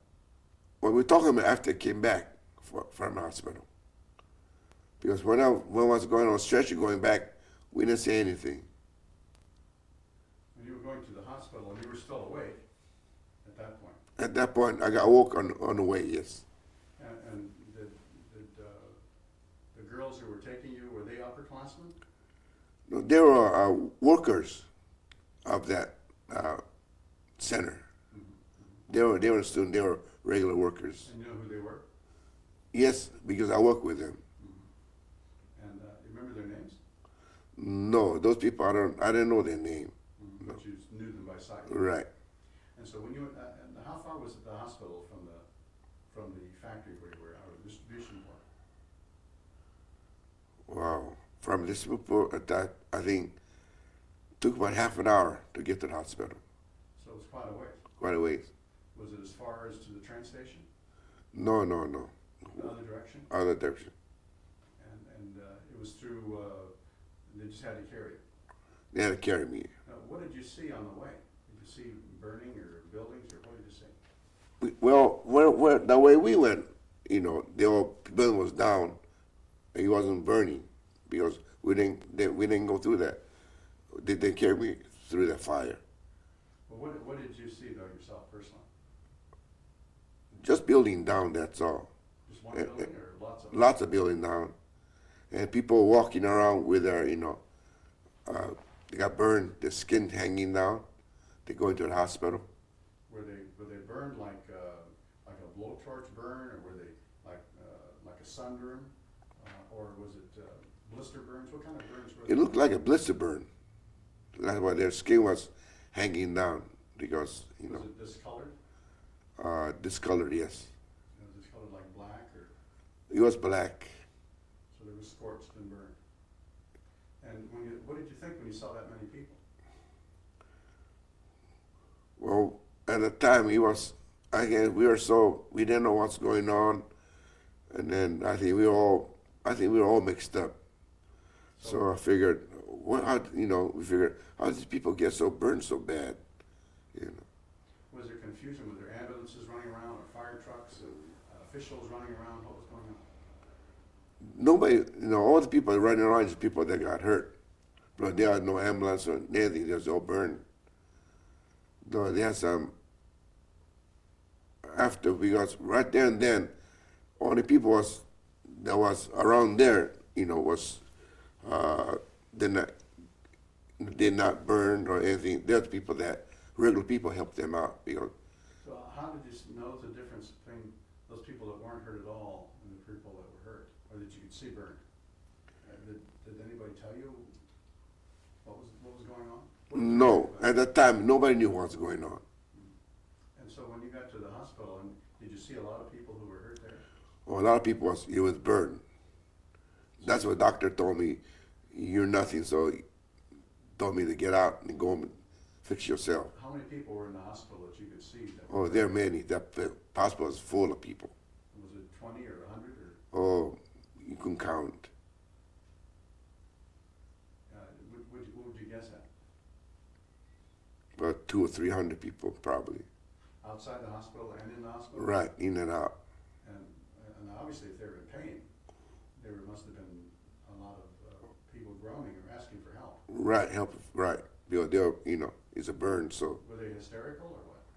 No, they was just screaming because, you see a lot of people same situation you are, so.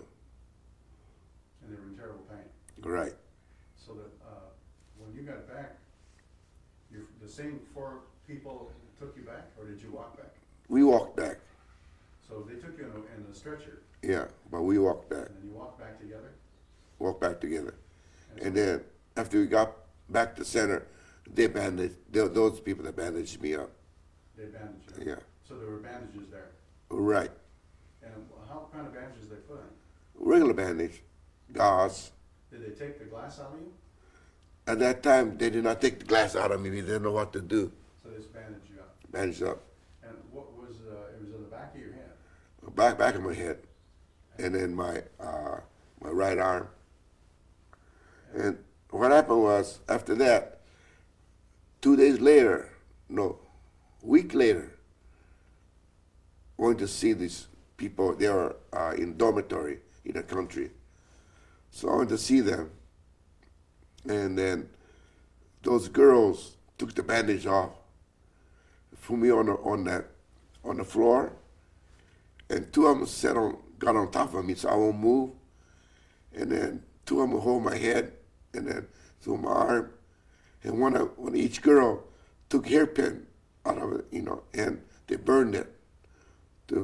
And then with that, they dug the whatever glass they could out of my arm and my head. They didn't give you an anesthetic? No. You didn't have No, nothing. So that's why they took them hold my arm and head so I won't move. What did you think?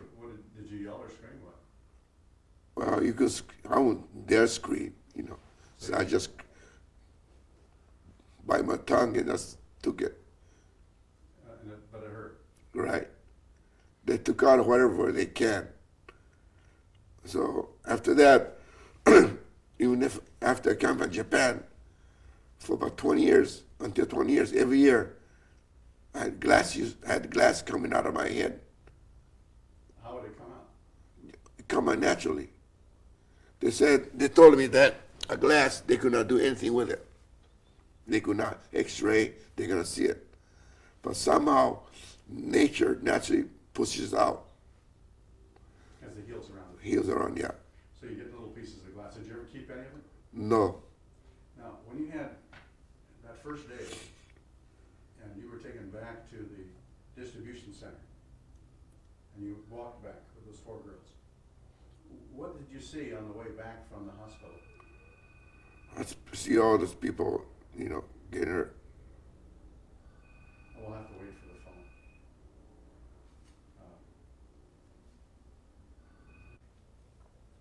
When you were returning from the hospital to the distribution center with those 4 girls, what did you see around you? What did you became more aware now? That 4 hours have gone by, 5 hours. Yeah, we still all see all those people running from the center to the hospital.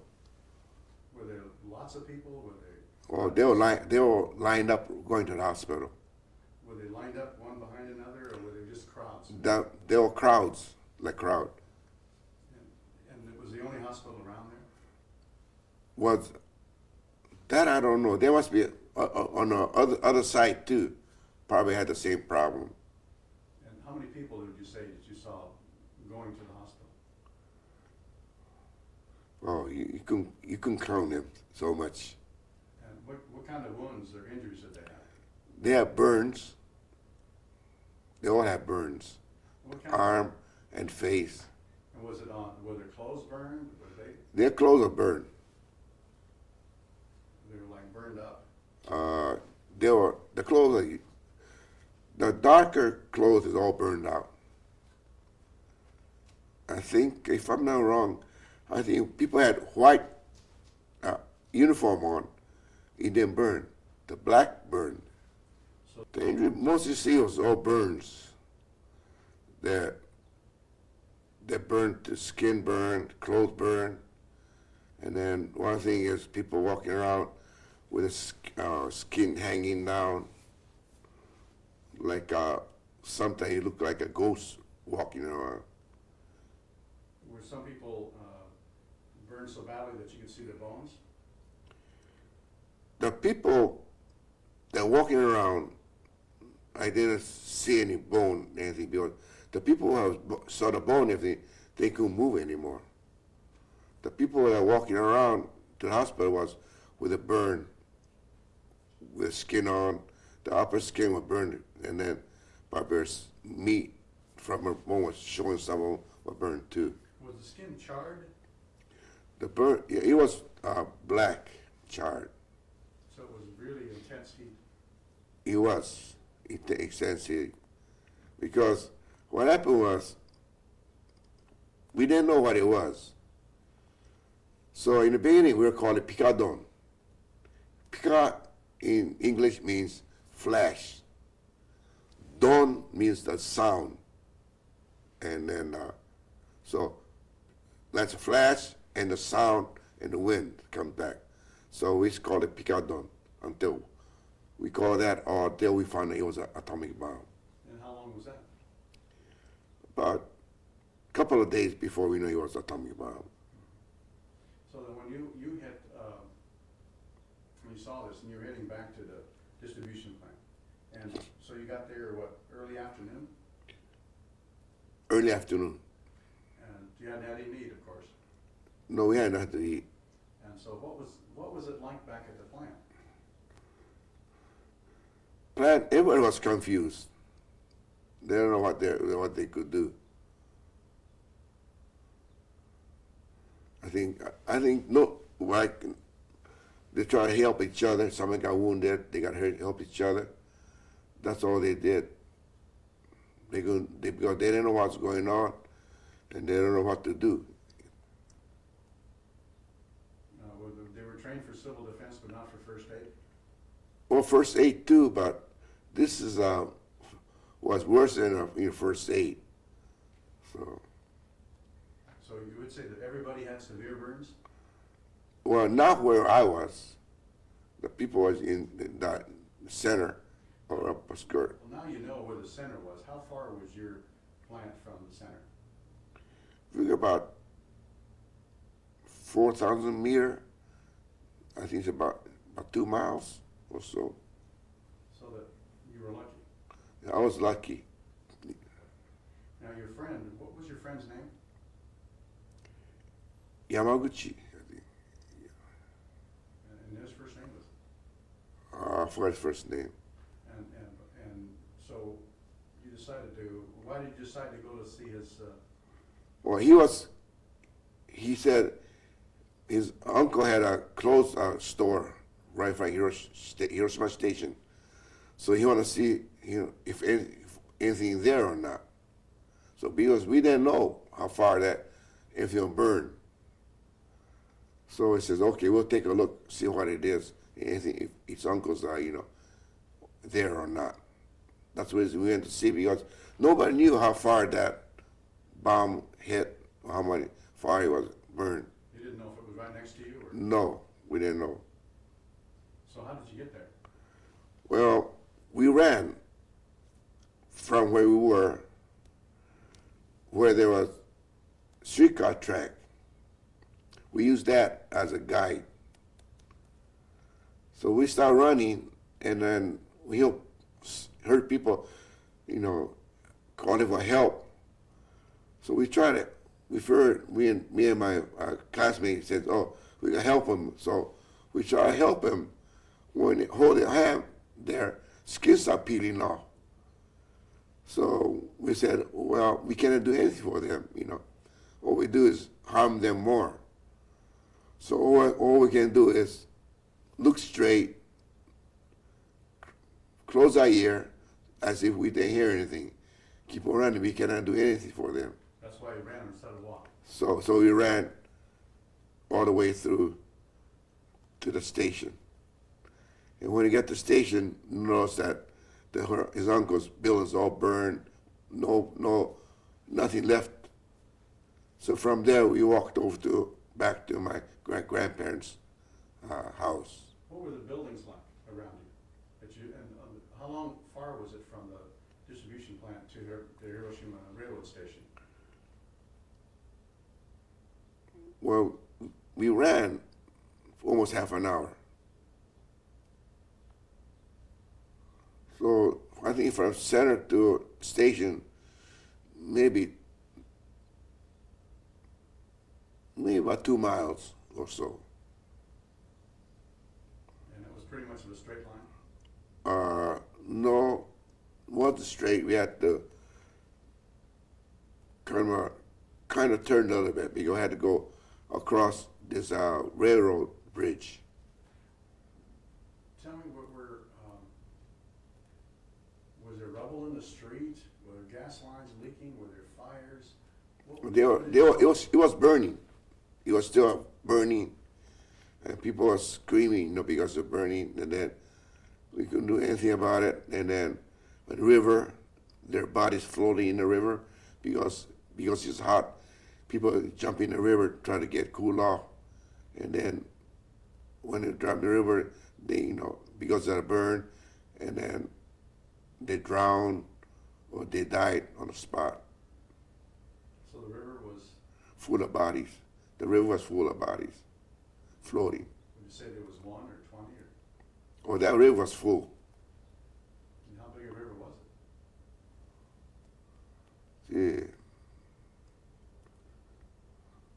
From shore to shore, maybe about 3 blocks.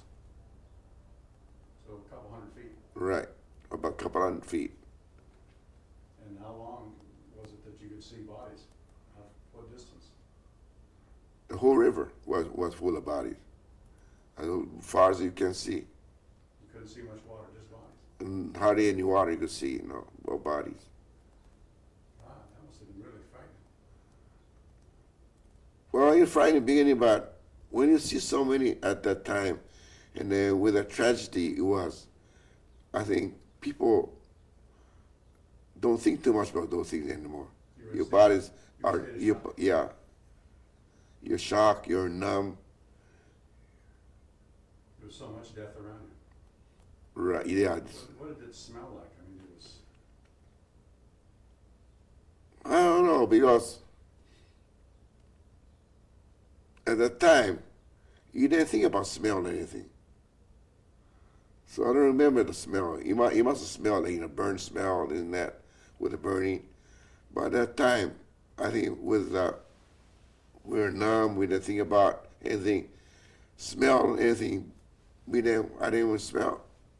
And so then from there, when you found that your friend's father's business was no longer there, how was the train station like? That's a big steel station. The station was all burned down. There was nothing left. Was the framework still there? It was all bent. And was it bent like a blowtorch to it, or did it collapse from weight to? How did it look? I think it collapsed by the heat, I believe. The heat was so strong. So it was twisted. You was twisted, right. Was it like a straw twisted, or how would you describe what buildings that are steel look like?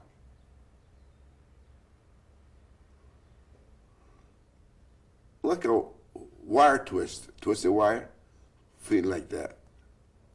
It was all twisted up. Right, it was twisted up. And that's a big railroad station. Yeah, it is pretty big, yes. So that was, and so from there, you decided to go to your grandmother's house. Where I live. And how far was that from the Hiroshima station? Now, you were lucky because Hiroshima station was where you used to live, right near there. Yeah, before we moved. And that's right From there about a mile and a half, I think. Well, a friend of mine told me that, who was there, I think I told you about it, that the flash burn, you could see the burns on the hillside. It was like taking a big blowtorch against the hills, and other hills were not bothered at all. Did you see any of that? No. And so when you started to walk back to your grandparents' home, how far was that from the station? About a mile and a half Your grandparents' home was, from a station, mile and a half. when you answer, could you say, from the station to my grandparents' home was an hour and a half? Because my words are taken off. And so could you answer, how far was it to your grandmother's home? From the station to my grandparents' house was about a mile and a half. And what did you see on the way? On the way home, I see all these buildings was down. But one thing is, when I got to my grandparents, near my grandparents' house, the whole block was really, the house was standing, but only two sides of the wall was standing. What happened was when the blast came through, the wind blew up the wall where the wind went through. And only the wall that was on the side that the wind went through, those walls were standing. I'm going to have to stop again for the take three, and we're continuing with the interview with Arthur Murakami at his home in Whittier. Arthur, when we were just talking about when you arrived at your grandparents' home, and what you saw that was you hadn't seen before. Well, we never, something that's ready, we never saw a thing like this before. But it shows how powerful that wind was from the A-bomb, where it tore down all those all the walls, one side of the wall. So you stand on one end, you could see the whole, through all the houses of the whole block. Every house that was built the same? All the house was built the same, well, same way. So all the homes that had the walls facing the same way, were those walls were standing, and the walls that were perpendicular to that were ripped down. Yes, it was ripped down. Do you have, and now you know how fast that wind was. Can you tell us how much the estimates were? That I don't know, because it was power enough to lift me up, throw me out of the building. So. And you were behind the window, but you don't know. And of course, your grandparents' home was how close to the epicenter? About 2 or 2.5 miles from the center. So you were on the far side, 2.5 miles, and they were on the other side. Outside 10 miles. So both times you lucked out. Was your grandmother or grandfather home? My grandpa, they were both home. Were they injured? They were not injured, luckily. Were they banged up or hurt? Or? No, nothing will happen to them. Even though the walls were gone? The walls are gone, but I guess they were. I don't think they were inside the house at that time. And so when you got to your grandparents' home, what happened then? Well, my grandparents, they were worried because they knew where I was. They didn't that my grandparents, the whole neighborhood, they didn't know if I was alive or what. So. What about your younger brother? My younger brother was evacuated before. The whole his school, the grammar school student, were all evacuated into the country before. They lived in the country, like in dormitory. So. And they work on the farms? No, they were too young. All they do was go to school there. So so your grandparents were concerned about your life? Yeah, my grandpa was concerned about me, and then when they saw me coming back and they had a bandage on my arm and my head, they were, they didn't know what's going on. But they were happy that I was alive, though, because they thought I was be dead by then. And did you have an affectionate family? Did they embrace you, or what did they do? Yeah, the whole neighborhood, embraced me because I was alive. When they saw you, now that had been how many hours since the blast? 8 o'clock in the morning. Oh, about 9 hours, but it'd be about 5 o'clock in the evening before I got home. Before you got there. And now you're beginning to, the hysteria was beginning to wear down. And you became more aware of what was going on. Yeah, we do, but we still wasn't, and nobody knew what it was. No, but I mean, you were able to respond to the devastation around you. I went good. We knew what's going on, everything up there. Because I was home one day, and then next day, I went to my school to see what everything was. And they needed somebody to stay there and try to keep record of who was alive, who died, the people come in. So I stayed in the school 3 days. And then what I did was, there was an army personnel over there with a tent near my school. So I would stay with the army personnel. I ate and slept with them over there for 3 days and never came home. And the 4th day, I went home to my grandparents again. And what did you do in those 3 days? I stayed in school and kept record of people that come in that says, oh, my son, I'm alive, or my son school, or some parents come and say, oh, my son died. So I kept a record who was alive, who was dead. Do you remember any of those numbers? No. Do you remember if there was a few killed or many killed? I don't. There wasn't that many killed. But there were a lot of them wasn't in town. Were many of them injured as you were? No. So very few of them were injured.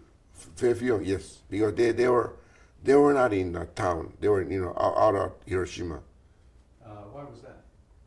Well, they were sent out to other places to work. That's the reason. So that in your class, you said there was about 25 at the distribution center. Right. And another 25 were taking down wood from the homes. And the other ones that were not injured were part of the school, or were they in your class? Those people was in other areas working. But they weren't in your same class, they were part of the school? No, they're in another group. Like I was a D group. The ABC group went to other places. I see. So that they were not in Hiroshima? No, they were in Hiroshima, outskirts of Hiroshima. Now, when that first day, you got home at 5 o'clock. How do you go to bed? No tatami mat around. Well, we cleaned the house enough to get the walls out of the room. So we slept with open air in the house, but had a roof and the 2 walls. We slept in there. You still had the floor? We had the floor, yeah. Nothing wrong with the floor. Were any of your belongings still there? Yeah, belongings all there. The closet, the wall where the closet was not blown away? No, it was blown away, but we found it right away. So. But none of those things were burned. It was just wind. No, not just wind only. Nothing was burned. So that when did you find people begin to have radiation sickness? Probably the radiation sickness happened next day. What they did was they were getting black spot in the body, hair started coming out within a couple of days, and then they throw up blood, and that was it. And so that when people started throwing up blood, you knew they were dying? Yeah, you knew they were dying. They were hemorrhaging. Right. And how many people that you knew were beginning to have those kinds of things? Well, there were a lot of people was in the hill that was doing that. Not people people that I knew. But what happened was my grandmother's relative had a sewing school in the middle of Hiroshima in town, where the husband and wife, they were in the country when the bomb dropped, so they were alive. But what happened was they had some important papers, buried in the ground. Why would they bury them in the ground? So they figured the paper, if they bury it, even if it burns, the paper won't get burned. In the container. So they came back to Hiroshima to dig it out. So that was about 5 days later. They came to dig it out. When they dug it out, I think the gas or radiation came up. They caught it. So within a week, they had black spotted body, hair started coming out. They spit blood out and they died. Within about a week? In about a week. So if they then dig the ground, they would have been alive yet. Because the soil kind of sealed the radiation. Right. See, in the beginning, they were telling us, if you walk on that bomb site early, you get radiation, you'll die. But I walked over that. Nothing happened. So I figured maybe that radiation was underground, so it didn't affect me. I didn't, dig the ground. So that was kind of like a second or third cousin, really. Right. It was second, third guy, yeah. And so, but they both died from when they dug that area. When they dug the area, they Remember how died. deep that was? But Remember how deep that was that they had buried it? it wasn't that deep. Maybe they're about 2 shovels deep. So the radiation had gone pretty deep. Pretty deep, right. And the other people who were exposed to radiation, were those people who were exposed directly, or were people who were in buildings or outside? What did you see? Most of the people was outside, they're burned. There's some people probably inside building in the area. So they had 3 things that they had to suffer from. Was the wind and all the debris, Debris, right. and then the flash and all the burns, and then the radiation and the exposure. So the temperature burns and all that. So which one did you see people that you saw, your grandparents and your friends, that seemed to be the longest suffering people? Long suffering people was with the burn. They suffered a lot when they burned. If you had some people had no burn anything, with the radiation only, they start, like I say, got black spot, hair start coming out, and then within about 2-3 days they'll throw the blood out and they'll die. But I think the people got burned, they suffer long because that burn really hurts. In a longer period of time. Right. So the ones that were burned didn't necessarily have radiation. Some of them didn't. Some of them did. You know what the difference was? That I don't know. That I don't know what the difference is. When you had this was about a week now. You're beginning to see like your relatives coming back in. What was happening in the town? Were people cleaning up or building up, or the government tell you not to go in, or? Beginning, the government told them not to go in, to stay out. So they stayed out, and then what happened was, there some army people came in and to check it.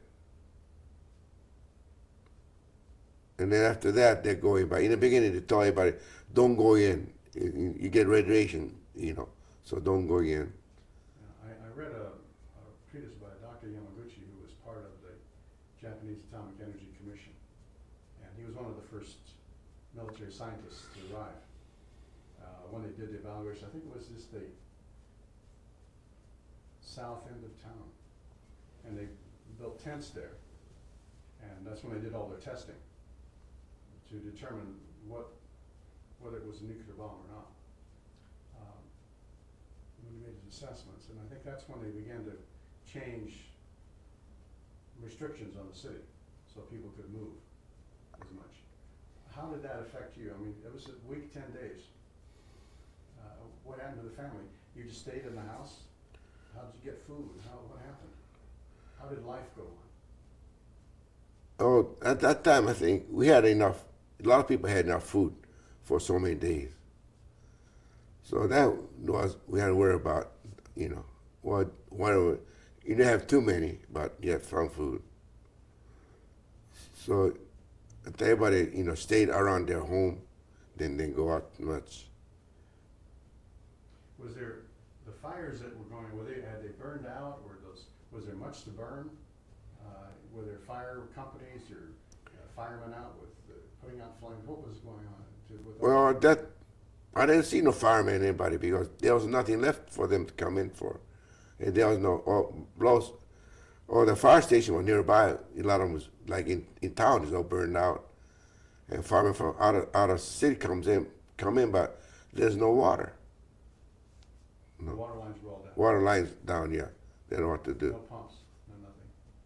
So there's no water pressure. And then they want to go get water from the river, but so many bodies, they don't want to do that. Was anybody burying the bodies, or did they stay there? Well, stay for a little while, and then later on, I think they took it out and buried it. They didn't bury it, they burned it. They burned the bodies. Right. And it was pretty hard to identify people. It was hard. You couldn't identify people. What did they do with the students? What happened to your situation? You said that it was when the Allies started to arrive, the American forces, that they already knew where the Niseis were. Oh, they didn't do anything.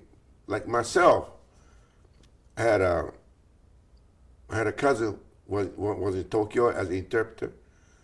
Another cousin was lieutenant with the airborne division. And then there's another Caucasian fellow in Hawaii that was,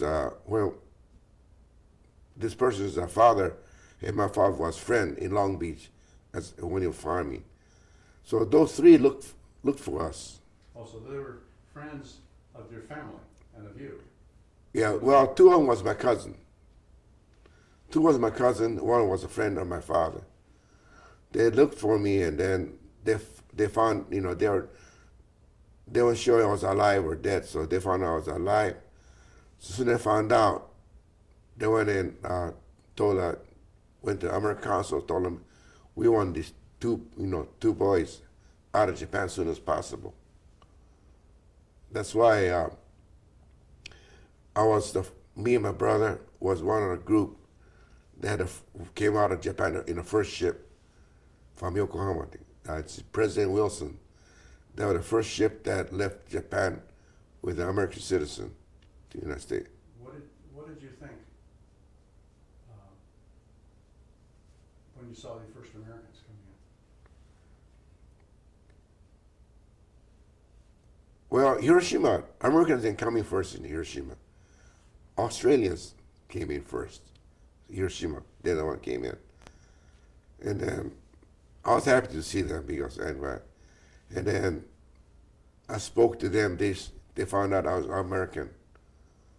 So as soon as they found out I was American, they knew we had problems with food.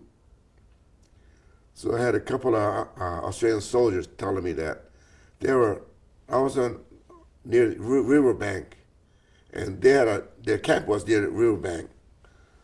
So they told me, bring a boat behind the camp. So my schoolmate father had a boat. So I rowed the boat behind the camp, and they gave me food to take home. What kind of food was it? The army rations. Remember what they were? No, I had milk, cereals, and then like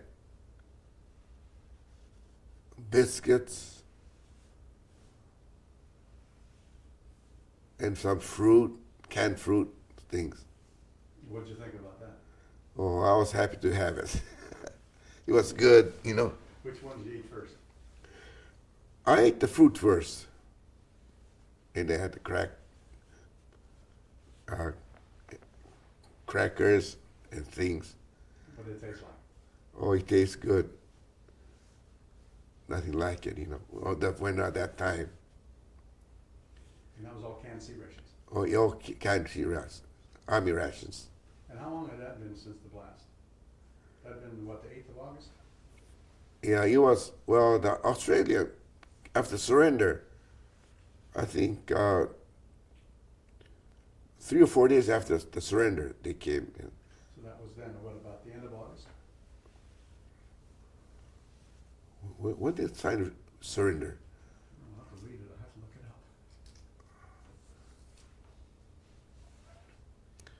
it up. After surrender, they about 5 days after surrender, they came into Hiroshima, Australia. And they were, how far from the epicenter were they camped? They were about 3.5 miles. And then which river were they inside? where you went, rode across. What river was that? Well, near my house, I think they call it Otagawa, if I'm not wrong. Wataga? And so that, so you and your friend went over. Yes, right. What was his name? Yamamoto. Yamamoto. And so he got some food too Yeah, well, I gave him some food. for his family. Yeah. So he was very pleased then too. Right. So the first ones there were Australian. The first army that came in Hiroshima was Australians. And so when your cousins began to find out about when did they make connections with you? Yeah.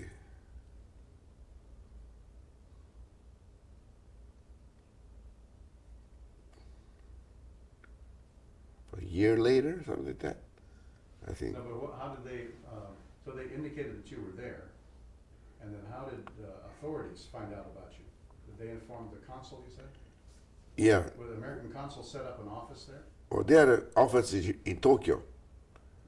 And then when my cousin then found out I was alive in Hiroshima, they went to the American consul in Tokyo to get me. And then they started sending out So paperwork. how did they contact you?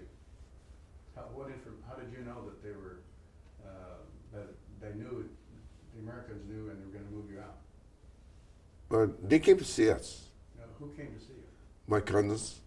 Well, I thought you said it was about a year. Yeah, my cousin, and then that Caucasian fellow.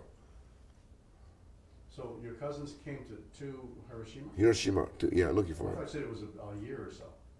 No, not a year. When did I come back from Japan? No, well, how long was it for them before they saw you in Hiroshima? Who was that? You got me on that. And it was after the war, about 5 days when the Australians came. Yeah. How long was it after that till somebody came and told you that they were gonna move you out? Oh, about 6 months later. So you were still there for about 6 or 7 months then? Right. And so what was going on now? Your grandparents had lived and farmed and brought food in, had rations? Well, my grandparents, well, they didn't do anything. You know, they were living there. Well, I had a little garden where you grew our food. But my grandparents already retired. They don't do anything. Well, how did the bomb and nuclear radiation, did it affect any of the food production, the little garden? It didn't affect none of the radiation. Didn't affect the food that in our yard. No. But I don't think it affected any food on that radiation. I don't think it didn't come that far where I was. So, but you were there, now did school start again and what happened? School started about 2 months later. It was in the fall already, You in the fall. so it was getting cold again when school started. Now, you went back to school rather than did you go to the distribution plant anymore? No, we went to school. They opened school. It was the same school that you gone to before? Same school. So you had to go across town again? Goes down again. But after the war ended, since I knew I was coming back, I didn't go back to school because I was doing other stuff. Because but within a year, both of my grandparents passed away. Really? So, How old were they? wow. They must be on their 90s. And they died of natural causes or from radiation? No, natural cause, I believe. You didn't think it was radiation? No, I don't think it was radiation. None of those symptoms? No, nothing. It was natural. But both of them died within the year? Yeah, about months apart. I'll be darned. And how did that affect you? You've been living with them for 4 years. Yeah, well, then I had to be the master of the house. So I did everything. I did all that. House cleaning, washing, cooking. And that was within a few months after the war? You're right, after the war. How long was it? Do you remember when they passed away? Wow.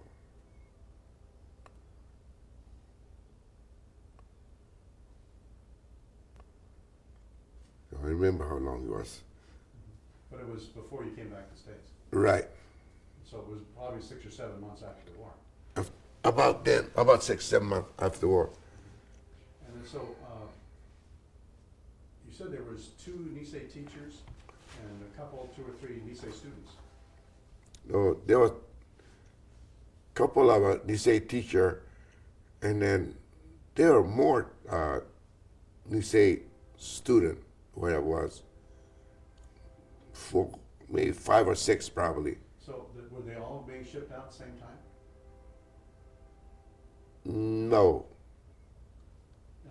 Why? They're after the war ended, I didn't contact with them anymore. So Because you didn't go back to school. no, I didn't go back to school. So none of them were near your home. We all lived apart because in my neighborhood, I was the only person that went to the school that I went. So that across town. Across You didn't town. Go back to school. No. So you were taking care of the house. When did you get information that Americans were looking for you and that they're going to make preparations to send you back to the States? I didn't know they were looking for me, because I didn't know I didn't know that my cousin was in the army, So they're looking for us, and then somehow they found us, through that, I guess. I don't know how they found us. Maybe through the school. No, probably through the police station or something. But they didn't know which school I was going to, so. And when did they get in touch with you?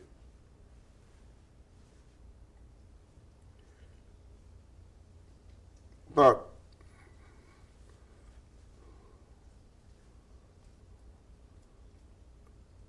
a year before I came back to the United States, they got in touch with me. Remember when that was? When? Do you remember when that was? No, that bad. Was it that spring after the war? After the war ended, right about then, about spring after the war ended. And that's when they contacted you? They contact me. You remember how they contacted you? They came to see us. Was it Army or? Well, they came on their own. No, but I mean, was it a soldier by himself in a jeep, or did somebody come to the door, or? No, he came to the door. Okay, he was in Tokyo. He came on the train right to Tokyo. Was it a person in uniform? In uniform. One person? Right. And was it an enlisted person or an officer? He was an enlisted person. And what did he tell you? He says, "Oh, I'm glad I'm alive. That let my parents know that I'm alive, and then we try to get you out of here as soon as we can." And that was the spring, Spring 46 then. 46 around then, right? About 46. And so, now what were you doing now since August? You've been fending for yourself, and your grandparents were getting sick and died. And you had to rebuild the house. How did you rebuild those walls? What happened? Well, my grandparents rebuilt the house before they died.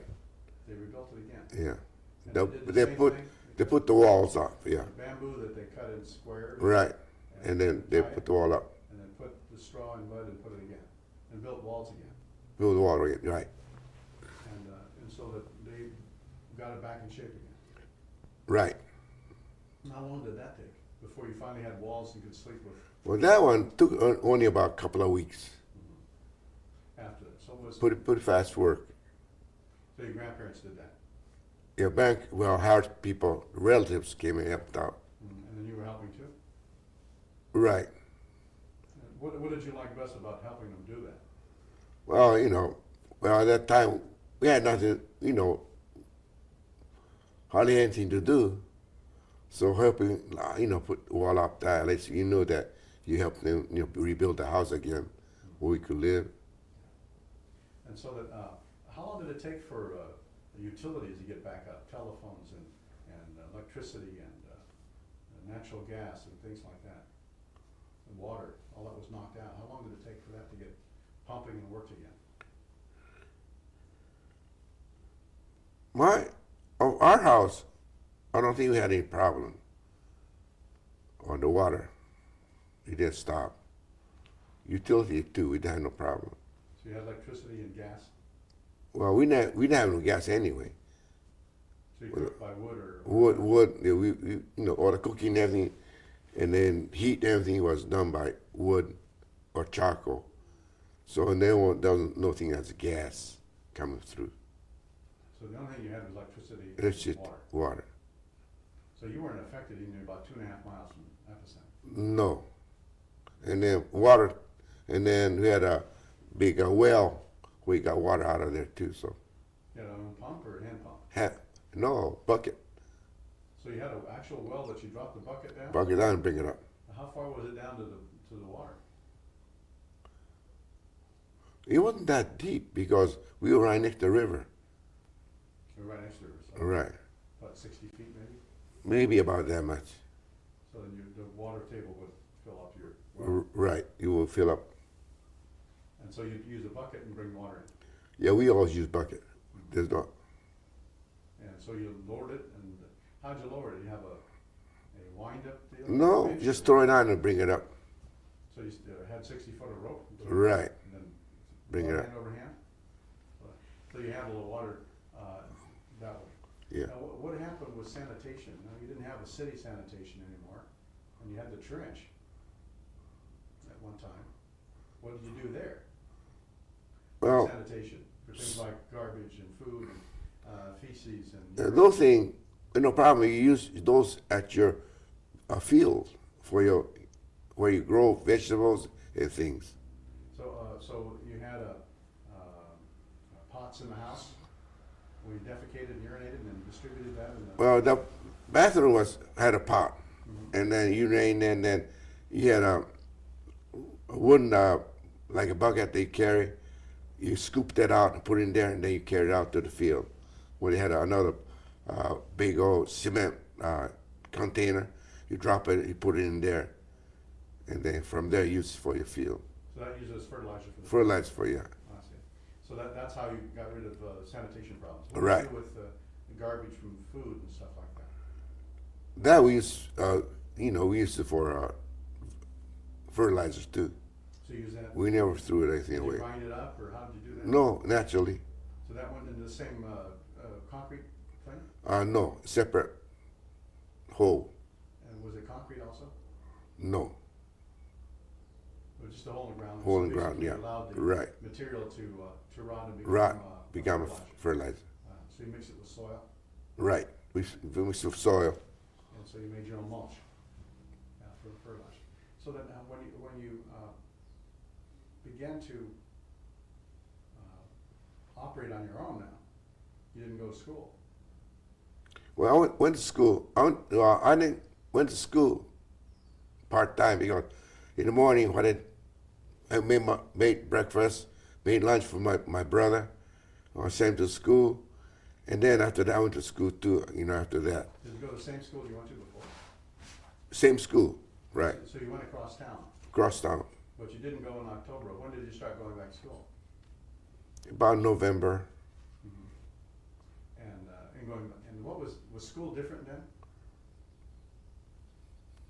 Did you still have the discipline of the upper class? No, those thing was no more discipline. I mean, they might have, but they didn't have that much discipline. And plus, they didn't do it to me because I was American. They didn't want to do too much to me because it's American now, so. So now you were stronger because you were American. Right. Well, tell me, how did the community treat you differently? No, they didn't treat me no different than anybody else. The same. But at school they did? School was the same, Except you said that. except those few people that, treat me wrong. They used to pick on you before. Right. But they didn't anymore. No. Well, they didn't. When they came, they ran away because afraid. So because you were Victorian. meritorious. You're right. Now, so when you go back to school, the same subjects, But when you back to school, same subject. no change. Only problem was, I was also supposed to graduate in 4 years. Well, when the war ended, they made it into 5 year. So, and then I came back to the United States in 4 years. So they got recognized me as graduating after 4 years. So you got a diploma even though you hadn't finished the 5th year. Right. But there are some people graduate at the 4th and some people at the 5th. From 4th, someone went to college for the 5th. That's right. So now you were in the spring when your grandparents had passed away. And now you're head of the household, you and your brother. Yeah, I was a head of household. And that's when you said you got news from the Americans that they're going to try and get you out. Right. That's when they found out. How did, what plans did you have to do, and how did they notify you when the schedule was up and things like that? How long did it take that for that to take place? Yeah, too long because they notified me to go to Tokyo, because the American Council was have everything, getting everything ready for you. So I left Hiroshima, went to Tokyo, and then rented a room over there, and then went to American Council and got a passport, and then we had to come back. Now, when you had, when was that? What time of the year? Ooh.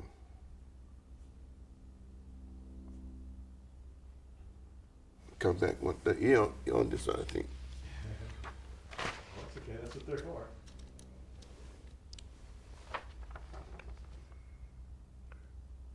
$1947. 47, so it was almost 2 years. Right.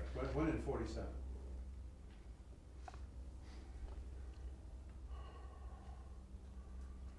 I think February or March 47. So almost a year and a half then, from the time that the war was over. And you had gone up to Tokyo to get a passport. Right. And what was it like to have a passport that says American on it? It says the United States of America on it, and the seal on it. What did that say?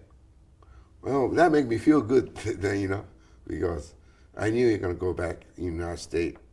So, Did you show everybody your passport? no, in Japan, I had no time to show anybody. But when you got back to Hiroshima? I didn't go back to Hiroshima. Oh, you stayed in Tokyo? Tokyo, and then from there, when I got the passport, we waited for the ship and got our ship again back. Oh, so you didn't go back to Hiroshima? No, because before I left Hiroshima, what happened was, it was my grandparents' house. And one of their relatives' house burned down, and they have no house. So before I left, we sold the house to these people. So then with the money that we sold the house, went to Tokyo and stayed there. We had enough money to stay in Tokyo until we came back to the United So you States. and your brother then? You're right. And how younger, much younger than you? 4 years younger. 4 years younger.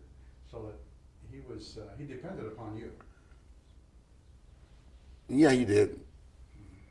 And so, so when you went to, so you sold the house, remember what, and that was a relative? Yeah, my grandmother relative.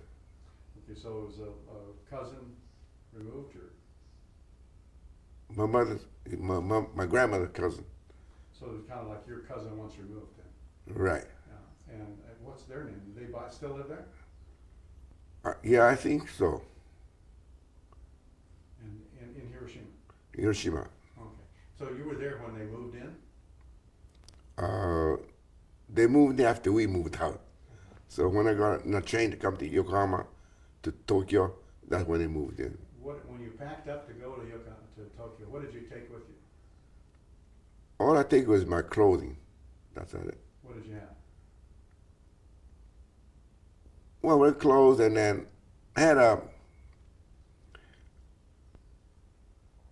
army clothes made of khaki that I made myself, which I liked it. That Eisenhower jacket stuff, I liked it. So I had that too, and then regular clothing, that suit that I had.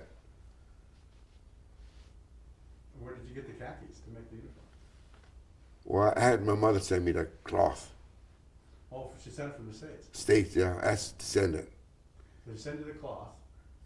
Or did she send you a shirt that she modified or jacket? No, they sent me the plain yardage of a khaki cloth, and I found out that got a pattern somehow, and I made it myself. You made it yourself? Uh-huh. Did you sew it by hand or you have a machine? No, that old time single sewing machine that you crank with your feet, And you pumped it? pump with feet. And so That thing we had it from my grandmother took it back from the state. We had it all the way through, and she used that during the war to do repairs for neighbors, and that made a little bit of money for her. And so that sewing machine is, you sewed up that, so you learned how to sew from your grandmother? Yeah, I learned, and then I had to learn somehow, because those days, if your clothes are torn, everything, you had to repair it yourself.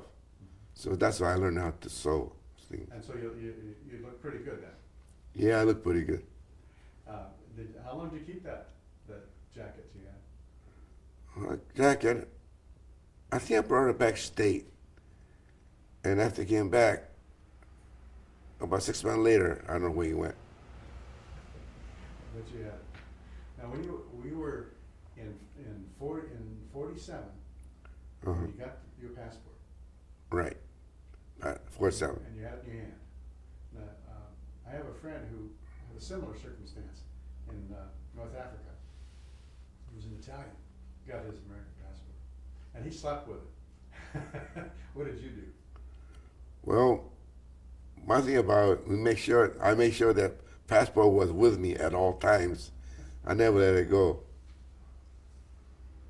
What did that mean to you? What did that symbol mean to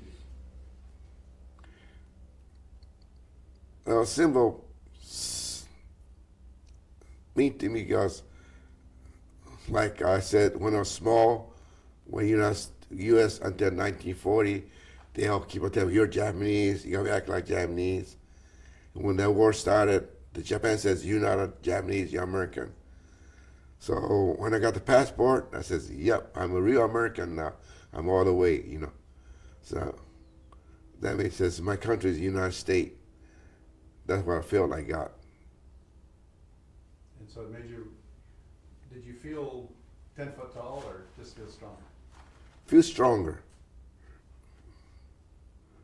Stronger because I figured nobody, that's United States won the war, everything, and then, people cannot say anything to me anymore. So when you shipped out from Yokohama, Yokohama, and remember what time of the year that was? that I don't remember, no. But that was in 47. 47.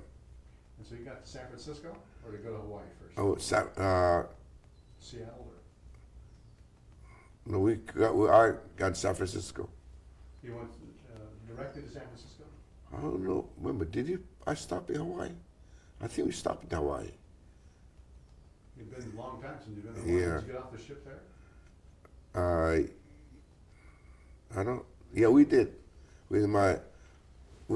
I got a friend, made us friend on the ship. So we walked around Hawaii. Was it different now that you'd been there with your grandparents? Right. What was it like now? Now, well, it's American soil, and they walked around all these shops, which you never saw for long, many, many years. So, and then you could get whatever you want out of that place. So make me, look like freedom, something like that. How would you compare those two societies within a couple of weeks from leaving Yokohama and just Hawaii? You've been there before, a few days. Few days, yeah. I went there one day, we walked around, but There was no rationing, food was plentiful. 24, and then, people. you're free to say what you want to say. Though, if you're in Japan, you have to watch out what you say. People, You had to also get permission to go from one prefecture to another? Yes, I had to. Because you're American or everybody? Because I was American. Anybody, Japanese they had to, because when I wanted to go one prefecture to another, I had to get a permission from the police department and then military police. And then when I go to the prefecture, I had to report in that I'm there. When I leave, I had to tell them I'm leaving. When I come back to Hiroshima, I had to say I'm back. And how big is a prefecture? Is it like a county or a city? But like a county. But Hiroshima. Hiroshima, no problem. But went to the next, like Yamaguchi Ken, or something like that, then I have to get permission. But within Hiroshima's area, I'd have to go get permission. So to not have to ask those permissions again, No. was that a big deal? It was a big deal because I could go where I want to go, where I could not go. So when you got back to San Francisco, what was it like? You came under the Golden Gate Bridge. I feel real good. But when I came back from when I got landed in Frisco, they were really strict on us yet. So immigration department held me for 2 days to make sure. Even with your passport? With the passport, yeah. Make sure I was the right person. They asked me questions, and they called my parents, asked a question, and they matched, so then they let me out in 2 days. So you were like in quarantine? Yeah, quarantine, right. Did you get upset? No, because I knew that, sooner or later, I'm going to get out. And how did you get back to LA? My parents was there, and they drove us back. From San Francisco? From Frisco, yeah. You hadn't seen your parents in how many years? What? 1941 to 57, 16 years. 6 years, 47. 40, oh yeah. So 6 years. No, that was 1950. Came back 1947.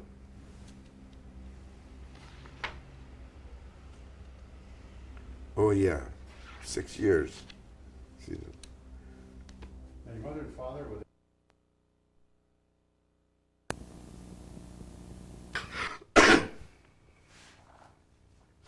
Is Ichiro a family name? Ichiro is the first son. First son.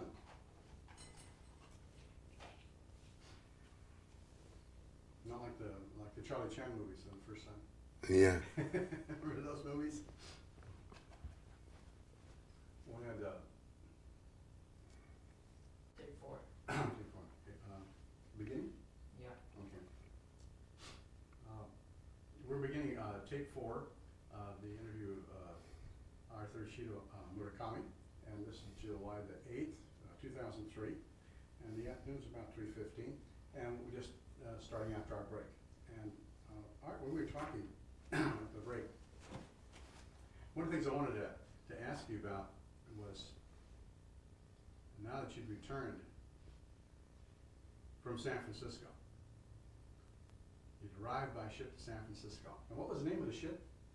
President Wilson. The President was? Wilson named a ship. You remember how many people were on that ship? How big it was? Well, I don't know how many people are on that. How many people? What kind of people were aboard? Were they all people like yourself, Nisei, or who were they? Yeah, a lot of Nisei, and I think they had some Chinese on there too, if I'm not wrong, by ship. So it was mostly all people who were being repatriated? Well, for Japan, yes. For China, I don't know. There weren't any war brides, and there weren't any. No, at that time, no. No GIs. No. So it was all mostly Americans and Americans from different backgrounds. American backgrounds, right. Well, that's interesting. Now, and when you arrived in 47, and And then your parents were there to meet you. My parents were there. And anybody else in the family? No, just my parents and my brothers, sisters. The family was there. So you had, how many brothers and sisters? There was 5 more? 5 more, yes. And they were all there They were all there, yeah. to see the 2 brothers. Right. Now, have you had a chance to talk to your younger brother? What's his name that was with you? Eugene. Eugene. Have you had a chance to talk to him about how he felt about some of these things? Well, I don't know. I know when we first came back from Japan, he said he'll never go back to Japan. I guess that way he felt he was treated over there, and then during the war, you know, all the suffering he had without food, suffering. So he said, I'll never go back to Japan again.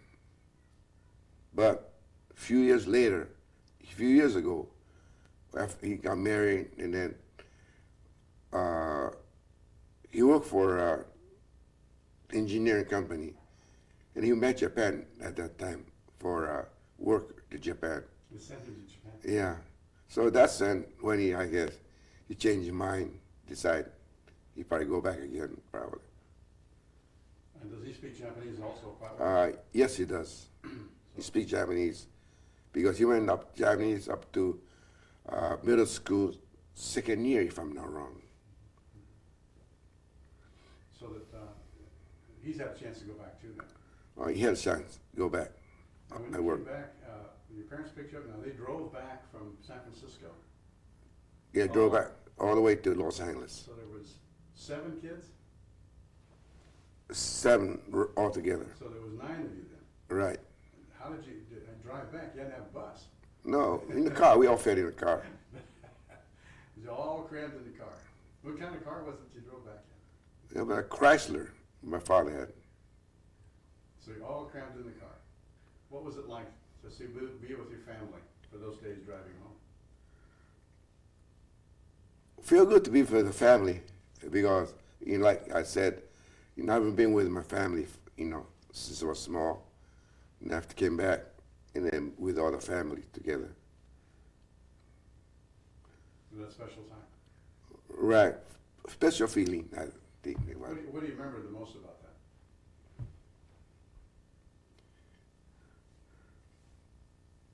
Well, mostly, coming back LA and then going back to, you know, my father's house, everything. Then I knew that I was over here back to my family. It wasn't a dream. No, make sure I was dreaming, that's for sure. Now you got home and it was 1947. The war was over almost 2 years. Almost 2 years, right. Now you're how old now? 18. So what did you do?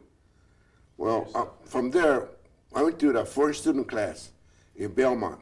They had a Belmont High School foreign student class. And now, I went there 1 semester, and they closed it. And then, and the foreign student class was in Polytechnic High School. But right now, I think it's a trade tech right now. But over there, they have foreign student class. So that's where I went as a school over there. And then from there, I went to East Los Angeles College for a year. And then one summer, me and my friend decided we're going to join the Army. That's when I joined the U.S. Army. Well, why did you decide to join the Army? Well, like myself, I figured, you know, I had to go report to the draft board. Then I'm going to get drafted. I'm thinking about it, you know. So I figured instead of get drafted, I'd rather volunteer and maybe get a chance to go to Japan. So that's why I volunteered in the Army. No, why did you want to go back to Japan? Couldn't you have gone back to Japan without joining the Army? Well, somehow, and I feel like going back as a civilian. So this way, you know, in the Army, I know I'll be there as an American. So. And so when you joined, when did you join? 1940, 1949 was it? I got written on here, you know.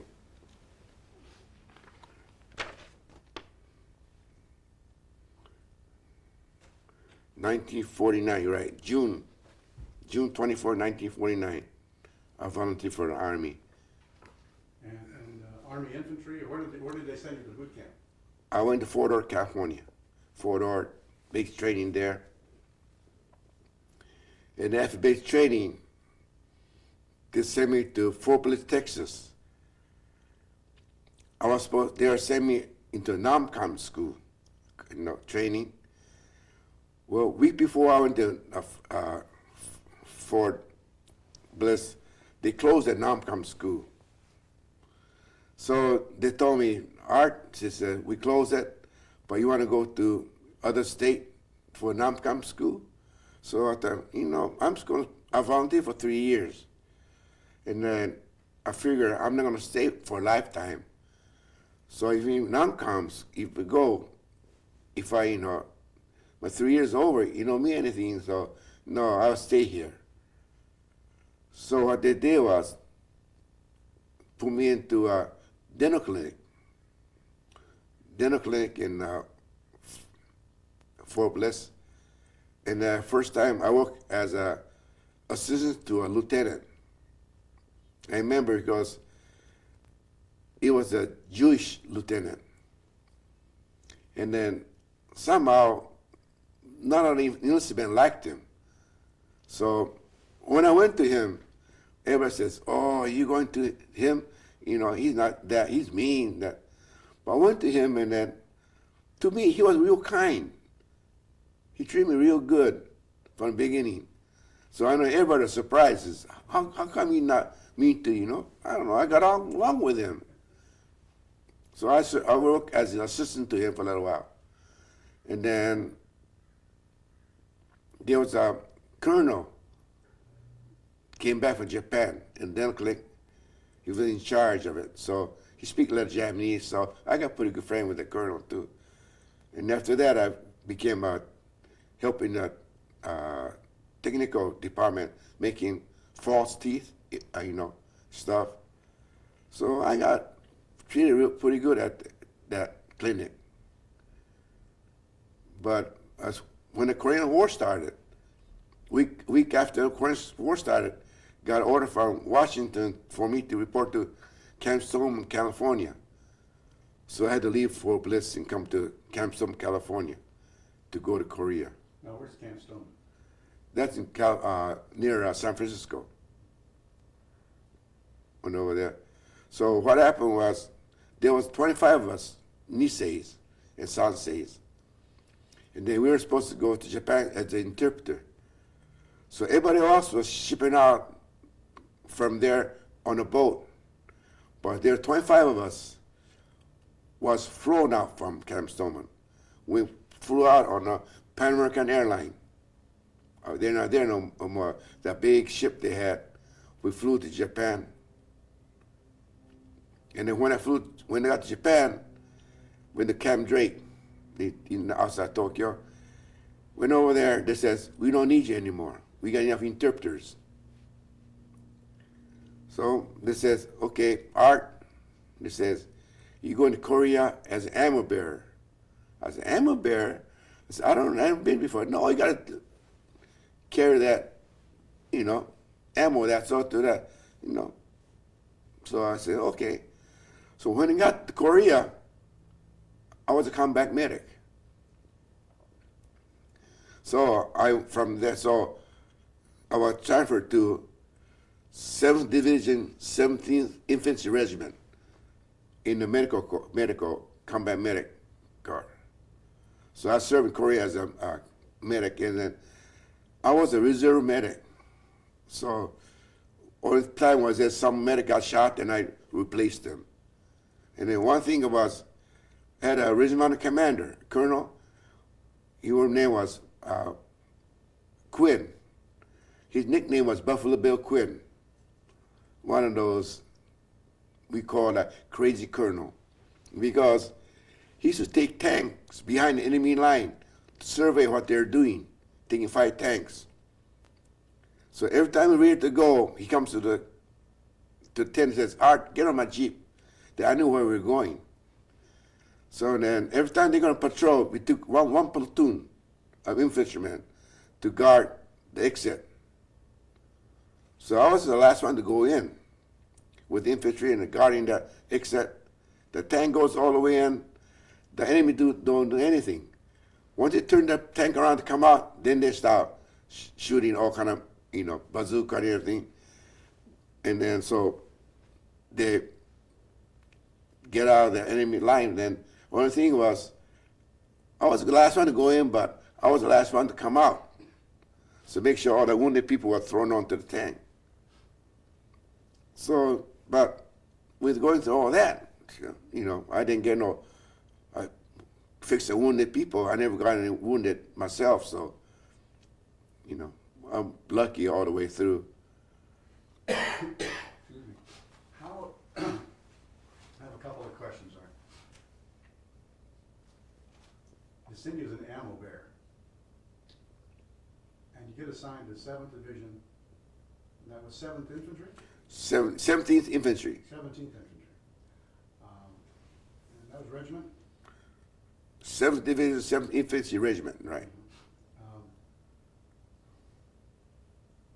How did you end up with the corpsman? That you didn't have enough science or first aid, did you? How did you do that? What it was, I think, what Army did was, I worked in dental clinic, and then we got a little training on all these, so we had to go training. I think that's why they put me in there, I think. So we were trained for, those medical corps. We were, we learned, because all the camp was all medical group. There's people work in the hospital, so we all trained how to bandage people, Oh, so you learned kind of OJT there. Right. So when you were with the 17th then, as a corpsman, and you were going all the time with Colonel Quinn? Colonel Quinn. So you were with him in his staff car? No, he was in a tank, and we were, like me and the infantry people, we walked behind. So where did you first see combat? Where in Korea? Wow. Right up by Busan. So But that time is when the North Koreans had pushed us all the way down to the bottom of the peninsula. Right. Right. And so that's just before the MacArthur hit Incheon on the northern end. Right, before Incheon. So And from there, we went down to LST, way down to North Korea. And then what happened was, the colonel said that the first outfit that reaches Yellow River gets to go back to the United States on Christmas. So we made our way, and then we hit the Yellow River. On the Yellow River, we had a tank on our side facing across the river, and then the Chinese on the other across the river facing tanks toward us. But we cannot shoot each other because it was a borderline. So when the Marines got surrounded in Chosin Reservoir, we were at the Yellow River. So we had to get out of there, run away. But the Chinese was 1 hour behind us, so we had to move fast as they blew the bridges before the last, Plus, only thing is, when we're leaving, my outfit was the last one to leave from behind. Because if in case we battle, anybody got wounded or sick, we had to take them with us. So we were the last one to leave, and then the Chinese were 1 hour behind us. So you're retreating all the way through North All the way through, right. From North Korea. And then we were near the ocean, and we got on the LST, and then we got our way and went to Busan. So went all the way back down to Right. where you started from. Right. So how long had that been, that's almost 8 or 9 months. 8 or 9, we are right in my month. That was quite a bit of, that's all the way through the winter. Yeah, that's when on LSD, that's where I caught pneumonia, and I was in hospital for about 2 months. Did they move you from Busan to Japan? No. Busan from the hospital. When I got well, I went to front line again. And the same unit? Same unit. So how long were you in Korea? Altogether? I was there 1 month after the war started, and then 1 month, a couple of months after they signed a peace treaty. So about 3 years almost. About 3 years. A long time. Most people out of there within a year. No, I was from yeah. And then what happened when the war ended? The captain called me and told me, he said, Art, he said, you got 3 choices. You could go back to the United States, you go to Japan, or if you stay with me, you're a corporal right now, but if you stay with me, within a month and a half, I'll make you master sergeant. That's how, I said, what? So I told him, Cam, he says, I'm going to get out in another year. So I keep my corporal and let me go to Japan. So that's why I went to Japan. So where did you end up in Japan? Well, what happened when the Camp Stoneman, there's about 7 of us from Korea went to the Camp Stoneman. And then we had to take an exam, Japanese language. And then 3 of us passed it, 4 of them did not make it. The 4 that didn't make it was sent back to the United States. And myself and the other 2 people that passed went to headquarters. And what they did was, they had a whole list on a table, big list, with all the camps in Japan. And they told me, Artist, where you want to go? I said, where do you want to go? You pick wherever you want to go. They said, you can go anywhere in Japan. So I looked at that thing, and it's so Yokohama 155 Army Hospital. Yokohama, good. So I said, this is where I want to go. So that's why I ended up in the 155 General Hospital in Yokohama, Japan. Now, where is that hospital now in Yokohama? There's no, it's not there anymore. Is something else there now? It's a department store. See, the hospital used to be a department store. They turned that into a hospital. So now, I understand, it became a department store again. The army hospital is gone. I don't know where it is. You'll have to go by and visit it again. Yeah, I'd like to go take a look how the building looks. So you served there for how long? Served there 1 year. Did you finally make buck sergeant? No, They had you there, but you were working as still as a corpsman? no. I was working at a unit supply office. Unit supply where you give uniform to the soldiers that discharged from the hospital, give a new uniform so they go back to their old outfit where they came out of. So those who came in the hospital, you reissued uniforms? Right, new uniform. Because when they come in, they don't have any uniform. So you did all the supply stuff there for about a year? For about 1 year, I supplied it. Now, first of all, I had a question before that. Now, where's Camp Stoneman in Japan? No, camps. You said Camp Stoneman, that's why. Yeah, it's outside of Tokyo. That's where all of us that first we go to Japan. That's where we end up before we got signed to other places. Is that part of Tachikawa? I don't know. Or, I don't know where it is. That's why I was curious. I'll look it up and try and find out where it was. But now you're attached to the 155 General Hospital. General Hospital in Yokohama. So what did you do when you weren't working? Well, in the beginning, I had nobody, so they had a martial arts school, that judo and karate. So I used to go to every other day to judo, every day to karate on night. That's what I enjoyed. And then my wife was working in the same office I was working. Only She two. was your wife then? No. Well, we worked together in the office, together, and then we started meeting each other, and then I liked her, she liked me, so then I didn't go nowhere else. We dated each other until we got married. And you got married in Japan? No, what happened was I was getting discharged, and I had no time to get married. So I went to my wife's parents and asked permission to get married, and she was the only child of the family. But the parents gave us permission, so I told them that right now I got to go back get discharged. They said, I asked her to wait for me for 1 year, then I'll come after you. So I came back to Los Angeles and worked for 1 year, and then I went after my wife a year later. That takes some discipline. Well, I don't discipline or love. If you love a person for, because you figure marriage is your lifetime. I think I love my wife enough to go after her without, Because the reason is, when I came back from Japan, we got discharged, I had one young lady call my house, wanted to date me.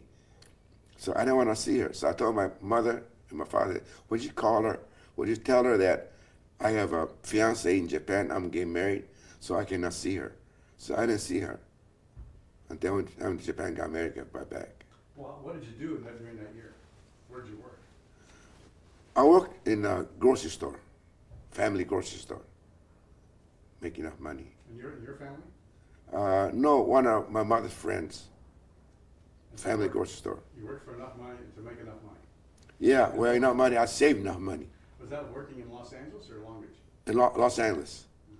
Because my parents lived in Los Angeles. They moved from Long Beach to LA? Well, after the war, then what happened was, after the war, my father wanted to farm, so we went back to the Long Beach for a farm. Well, there's no farm anymore. It was all houses on that land. So my father said, well, listen, I can't do anything. So he came to Los Angeles, bought a house, and became a gardener.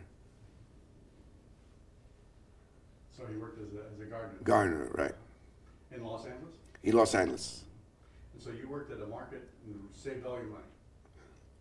Well, because I went to Japan, so I spent most of them. So, I try not to spend any. Well, how much did it cost for you to fly back? No, we went back on the boat. You went both ways by ship? At that time, I think flying cost a lot. I took the boat, then went to Japan, and then got married. We came back on the boat. What did it cost you for a round trip? Wow, I don't I don't remember. remember how much it was. No. And so we got married in Japan? Yes, I got married there. I'm a consul in Japan. And so it was just her family and you then? Yeah, well, in the American Council, just me and my wife, and the witness, everything was a person that works in the consul office. And did you formally get married for the family there in Japan? No, we got married at American Council, and then after that, I had three receptions, and one with a former, Army friends in the 155 Army Hospital. We had a reception with them, and a reception at my wife's parents' house. And when I came back to the United States, a reception over in the LA, Los Angeles. So you had a lot of your family there then? Right, So your wife had a lot of receptions? right. She had a lot of friends. Because the Army friend buddies that I had, they told me, you get married, we're going to have a reception because otherwise we won't forgive you. So we had to do it. And when was the date that you officially got married? July 2nd, 1950.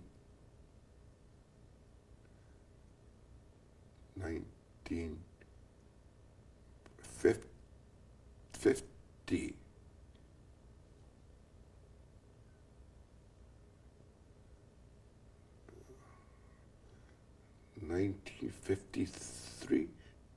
So it's 50 years now, 50 years, right. in 1953 then. So it was right after the war, that period of time, you came back. And then, so 1953, you just got married. You came back with a new bride and a bunch of receptions. Do you have a new job? No, I went back to work at that grocery store that I worked for. And my parents bought that grocery store. So I worked at that grocery store for a little while, and my grandparents decided they want to, retire. They sold that store. Then I went to work for a supermarket. First, I went to work for Daylight Market in Los Angeles, and then worked for a little while, and then I didn't like the way they were treating me, that what they promised wasn't working out. So one person came and asked me, how you like it? I said, no, I'm not happy with her. So they said, well, they got an opening for you in the boys' market. So I went to boys' market for an interview. Well, I didn't go interview.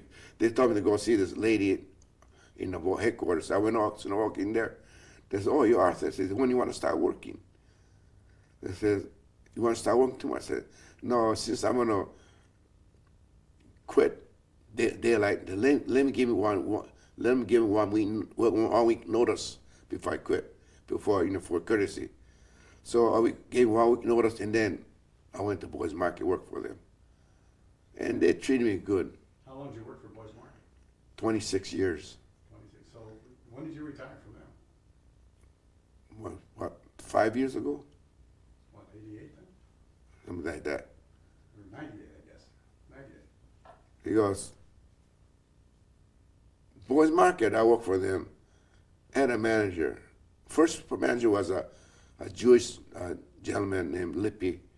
Another one, and then from the day I started, he treated me good.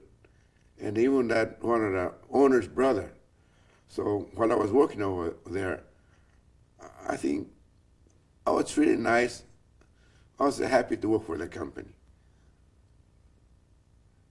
I had no problem. So between 73 and what would you do in between before you went to work for Boys? That was a lot of time in those markets, different markets? No. Like I said, my father bought up the grocery store. You worked for that market? Yeah, until my father retired. Then you went to Boys. So that, and what were you doing for Boys at the last before you retired? I was traveling store to store. I was in charge of Oriental food. I used to order the merchandise, and then 2 days later I go stock the shelf. That's what I did. Cover about 3 to 4 stores a day. Drove about 100 miles a day. Wow. And So where were the stores? All over. You did all the stores. yeah, from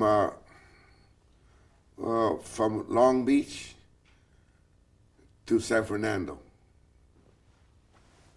So you did those all every day. Did every day. And where did you live then?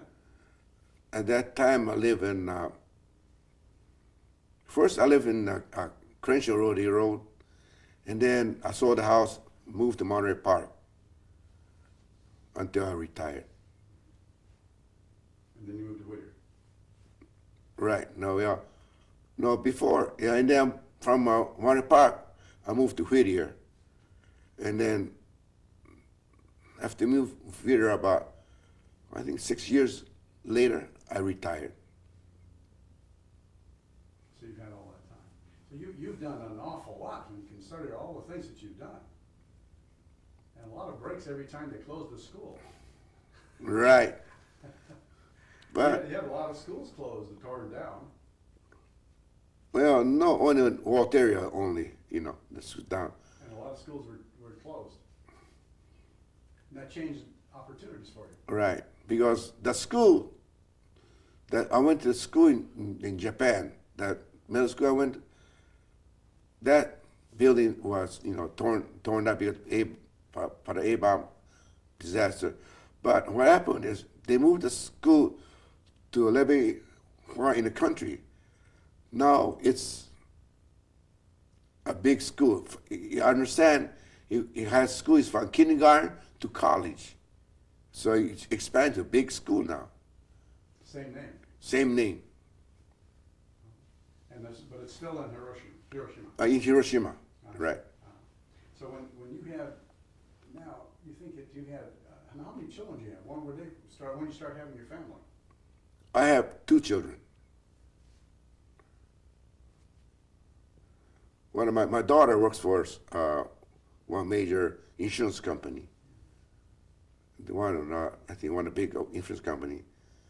And lucky she's a vice president of that company. And my son is the younger one. He's a sheriff. He's a lieutenant with a city industry. I think he's in public relation over there. For the LA County Sheriff's Department? Yes, LA County Sheriff Department. Lieutenants, that's a pretty good deal. Yeah, I've been lucky with my children too. They did good, you know. So now I don't have to worry about children. I think they can make the living. And do you have any grandchildren? I have 3. My son. My daughter never got married, but my son has, it's older one is a girl and a boy and a girl. So you have 3 more carrying the legacy. Right. And now, one of the things that you've done as a first start as a hobby was kendo. Kendo. How did that get in your life?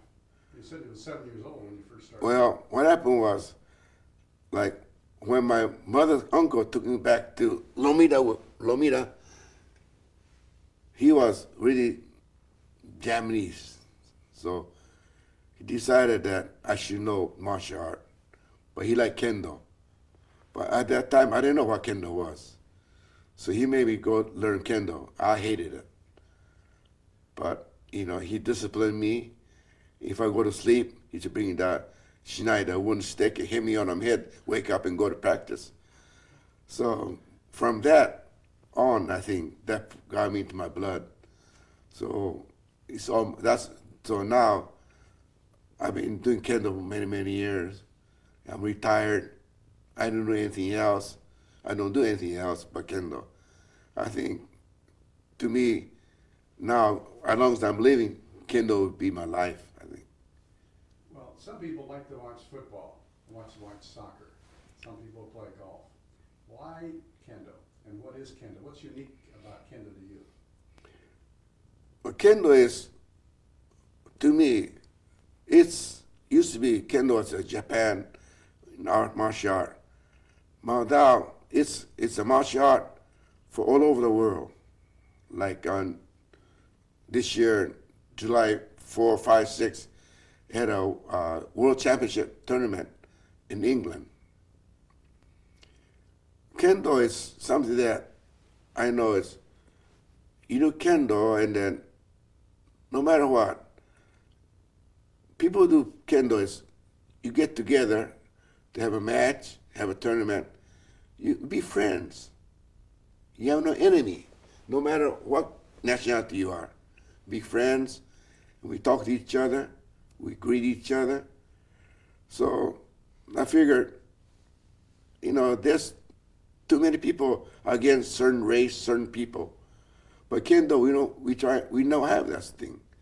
No matter who you are, you bet, you know, we be friendly, try to make peace with each other. Like 3 years ago, with Russia, had a team in this tournament. I think first time they'll be first or second time. Even Russia won't join us. Even you have the problem with the United States and you know, all over the world, but with kendo, people that's kendo, we're friendly. We have no problem. What's unique about kendo?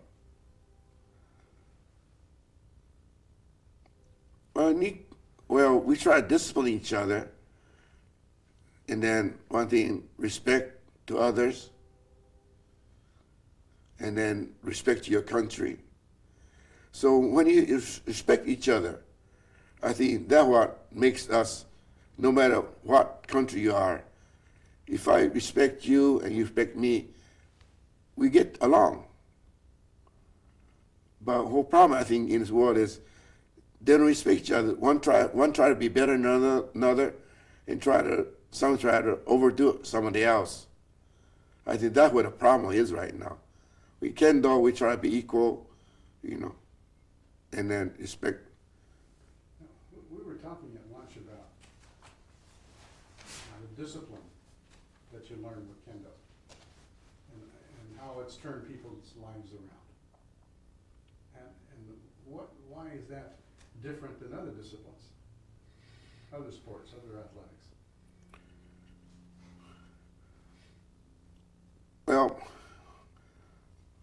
Well, I don't know. It's any different like football or basketball, or when you have a game, it's teamwork. Everybody get together. But if one person does not, join you as a team, you lose. But kendo has two ways. You got an individual tournament, you need to fight. You concentrate each other, get each other feeling. So that's where one part is, and then they have a team match. Then when the team match, 5-man team or a 3-person team, you try to help each other to win that tournament. So mostly concentration and focus is what mostly we use. Try to use that for our purpose. And then when you can, I think in the world too, even working, going to school, to really do the work we're supposed to do, unless you focus on what you do, you cannot do your job. If your mind is scattered, you cannot do anything. But when you learn how to focus, as you learn opponent, you focus to opponent. But when you go to school, you focus to your teacher. When you do a job, you focus to your job. That way, I think you could do a better job on you, whatever you do. So you think kendo is applicable anywhere? To me, I believe so. Yeah, and one of the things I wanted to ask you before we get to the end, I'm going to talk about some things here. But everybody's life has a lot of ups and downs, a lot of peaks and valleys, good things and bad things. What would be some of those peaks and valleys, good things and bad things that happened to you that you think are?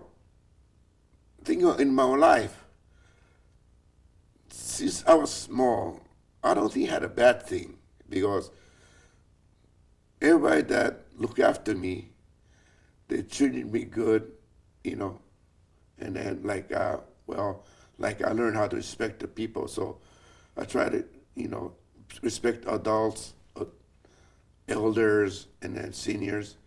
So there was no downfall for me, because I think I was looking up at all time. But my up peak is where all my life people treat me fairly. And I try not to, overdo anybody or, no ups and downs with them. So, like even in work, I work a market where a lot of, colored people was around. But people said, I know a lot of people, oh, you color this, you're this and that. To me, when I was working with these people. Nobody, your color, Mexican, or whatever you are, we were working equally. That's why I think make me, those ups was because I was, kind of equal with all the people. Like I'm teaching martial art. Experience I had was people call me, or Korean people, some people call me and said, I want to learn, I want to learn kendo from you. I said, okay, come on over. But one thing really got me, first thing it says, you're Japanese, right? Yes, I'm American Japanese, yes. So I'm a Korean. I said, hold it. You're Korean, but where were you born? United States. Okay, you ain't no Korean. You're American with a Korean ancestors. you were Chinese. You're Chinese. You know, American with a Chinese ancestor. So we are American. United American. So we're equal. So when you think of that way, I think make your life better, go up with equality with anybody you meet. So that's one of my feelings to doing in life. Because like myself, like I tell people that I'm a person who should have died at the A-bomb. But because of one rusty nail, I'm here, alive here. I went through the Korean War without any wound in anything. So to me, the man upstairs says, "Hey Art, you're not ready to come to me. You're here to do something. You should be able to serve the people here while you're here. So we don't want you up here." So that's the reason I'm doing all these things. Figure I'm here to serve the people what I can. But when I do my job, maybe the man above says, "Hey Art, you're ready to come." Then I have to go. That's my feeling. That's why, to me, that's why I say I don't think there's any part in my life was down. I think the way it is, everything's going up little by little on me. And if you get a chance to talk to your wife about it, now she was married to this GI, waited a year for him, and came to the United States. She'd never been here. And how old was she when you got married? She's a year older than I am. Okay, so she was about the same age going to school when you were in Hiroshima, about the same time in school. Uh-huh. And she was Japanese and thinking all Japanese things. So you're married an American GI. Has she ever talked about how that changed her life, meeting you, working in that same room? No, we never talk about that. Because I married her because I love her, and then, usually, I never said this before, but up to now, because she, took care of me. Actually, we married more than myself. She let me be free. Like some people, like I do martial art 4 nights a week. Somebody, housewife, they don't like it. But she gave me freedom to do it what I like. Because it's my life, I like it. And then, I don't know, I think she's been good to me all my life. She's married. I know we've been 50 years married. But I never, but I never, I know, maybe because I'm a Japanese blood and that, but I say, to me, here, I really appreciate my wife, what she did to me up to now. But somehow, as a Japanese blood, I cannot say it. Let's put it that way. Right? Well, you can tell her sometime. Well, one of these days I must say it, but right now still, the blood in me says, "Hey, you ain't gonna say it yet." Yeah, I understand. And one of the things, that I didn't have a chance to talk to you about was that wonderful bear along beside you. Tell me about that bear. Well, that bear, about 12 years ago, I think, how long ago, we had a world tournament in Sapporo, in Hokkaido. I went to a tournament. Well, there's a company, when I was working Boys Market, this company, noodle company, the Marchan company, they sell Ifu Man, Marchan cup of noodles. The company, first time they came, they didn't know how to advertise their noodles, and they were there. So when they made that noodle advertisement on their package, they made it upside wrong way. So we had to tell them how to make, tell them how they should do it. And then I really got acquainted with them. So when I went to Sapporo, they invited me to dinner. took me all over Sapporo. So when I left to come back, they presented me this bear for the, to appreciate for all the year I served them. Now, what does the bear signify? That you got me. It's a symbol of Hokkaido. And of course, they have a lot of fish there. All right. So the bear fishing was a symbol of Hokkaido? Probably what it was. And well, tell me about how you got here. Well, I told them, I carry it back, but they said, oh, we'll send it to you. So I figured, oh, they'll send it on a ship. But when it came back, it was here because they sent it on air freight. So, I don't know how much it costs, but it must cost quite a bit to send it. And they've still been friends? Well, after that, I haven't seen them. So I haven't gone back to Japan. And then probably all the old-timers that I knew at that time, they all retired. So they all new generation, so they don't know me. Now you're going to be going back to Japan again. I'm hoping to go next year. And have you been back to Hiroshima since you've been before? Not this time.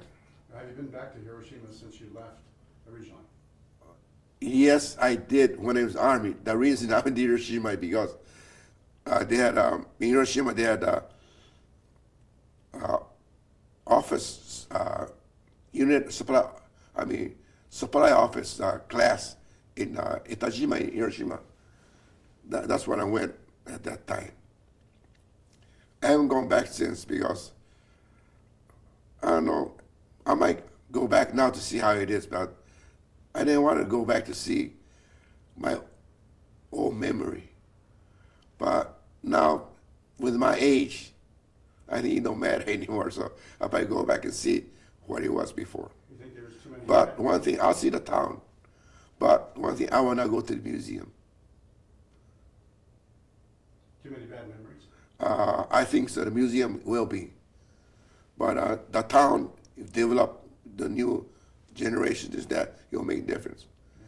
But the museum has all these memories at that time. So I don't think I want to go see that.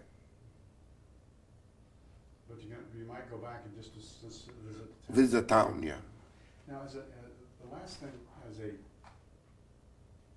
we talked about it briefly, about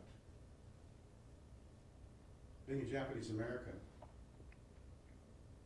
and being teased as a Jap, being in Japan and being teased as an American,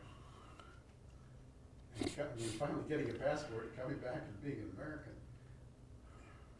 How has that affected your life and personal you? Well, when I got teased in Japan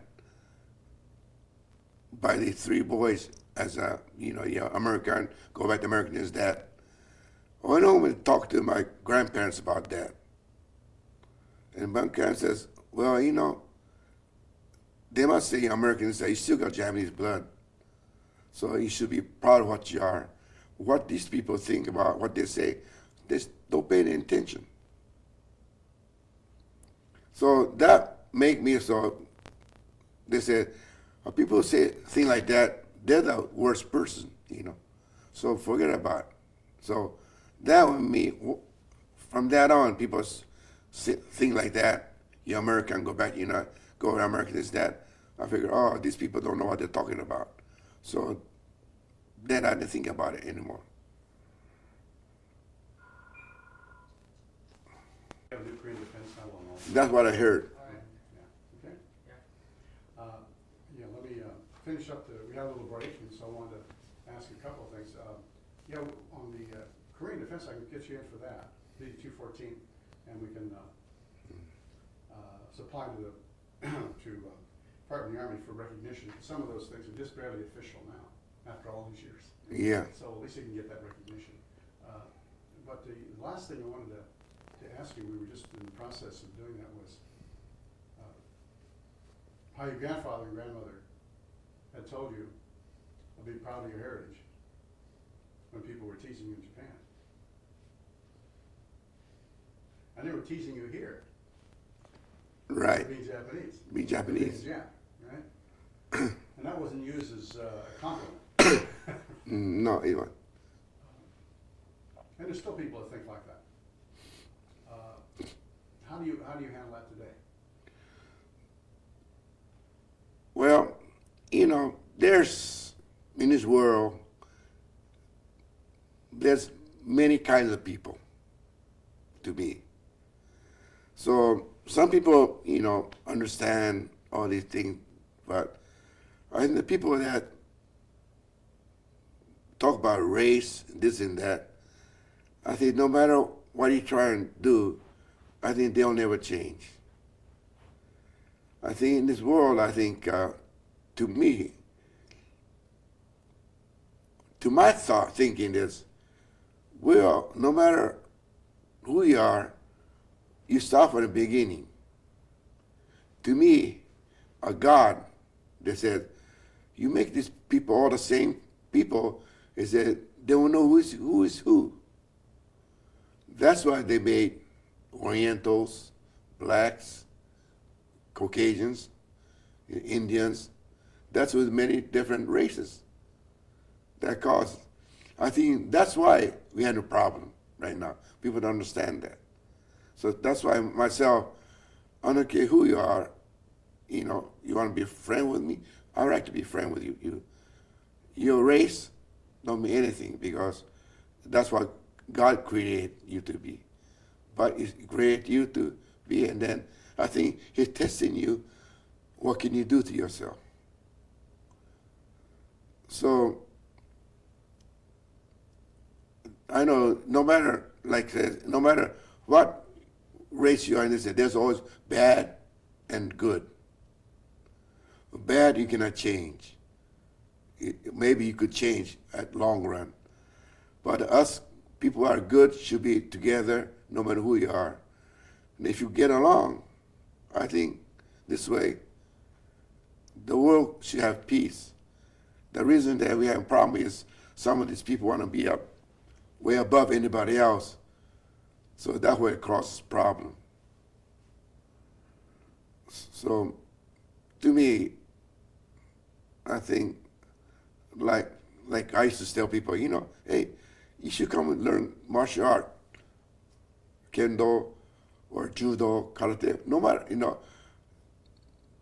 I'm not saying kendo alone. No matter what martial art you learn, and you learn martial art the right way, and in other country, people lose martial art, same martial art. You have competition together, and you make friends. That should be, bring peace to each other.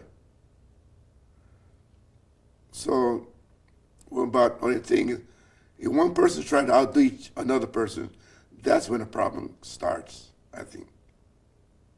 So you've been able to carry your personal message out through kendo. Right, I'm trying my best to do that. Yeah. I wanted to say thank you for the time to be with you today and to visit with you and to get part of your story. Because your story is ongoing and you're still, only 74, 75? So we've got a long time yet. And we'll have a chance to visit again. But I wanted to say on behalf of the California Military Museum, I wanted to thank you for your time and your hospitality and your time and your visit on behalf of our museum on oral history. And Yeah. say thank you. Yeah, I would like to thank you for having me and give me a chance to say something. This is something I never did before. I had no intention to do anything like this in my life, but I think as I get old, my thought changes too. So, like you say, it's for history, for people to understand all kind of thing. So, I appreciate to give me a chance to say something that in me myself. And thank you very much. Thank you. Appreciate it. Thanks, my dear. Yeah, thank you. Officially.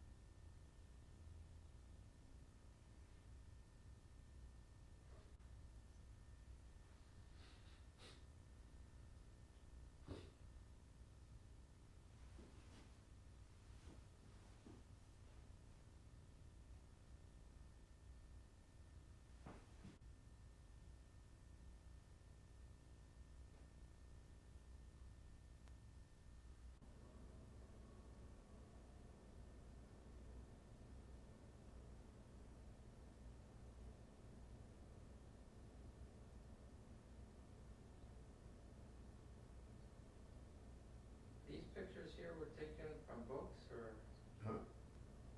these pictures? The one I got is picture that I was taken and brought it back with me. Well, these are actual pictures you took? Yeah. And a bunch of picture had with all the people burned and that. But I came back and showed my parents, I burned it right away, but I wanted to keep it. Oh, If I kept it, it was worth a lot now, but yeah. at that time I didn't want to see it, so I just burned it. Showed my parents what it was, and then I burned it all up. No thing, I was young, so I didn't think about these things. Yeah.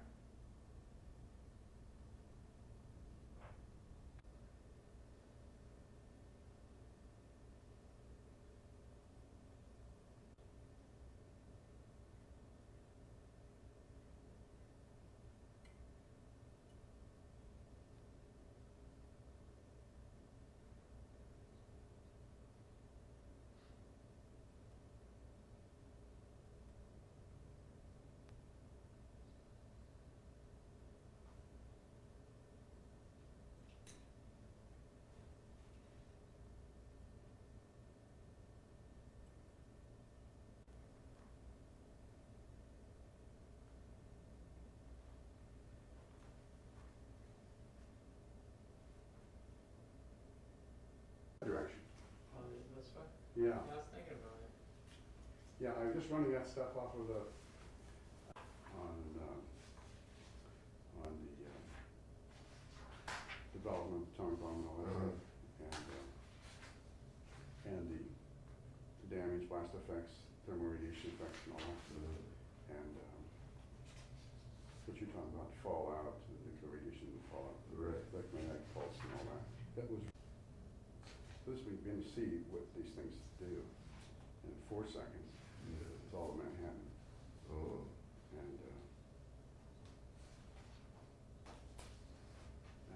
And then 4 seconds after detonation.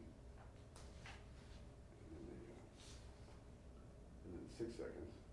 See, it's over to the East River. Okay. I was around here in a building, and in the morning, afternoon, me and my classmate, we ran through this streetcar track all the way down here. Can we I was here in the morning. In the afternoon, me and my classmate ran through the streetcar track all the way down by the mountain. And here we crossed a railroad bridge here, and we came to the Hiroshima station here. Since we saw that his uncle's place was all burned out, then from there we walked up to here, where my grandparents lived. Okay. That was it? Yeah. Okay, great, thanks. Okay.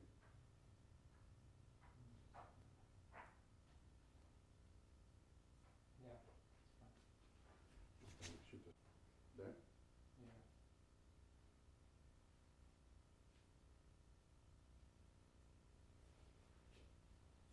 Is there any way you could zero in on this? Yeah, that's what I'm doing. Okay. All the shops had it. Oh, Yeah. Oh, Medellin. Medellin. Medellin. Double L is like Yeah, Y. that's Medellin. That's the capital of narcotics. Yeah, the capital of narcotics in Colombia, that's for Yeah. sure, yeah. But that's the safest place to be, you know. Yes, it's, well, now, did you go to this original one? Yeah, this one I went to. I opened up the place, but that's what.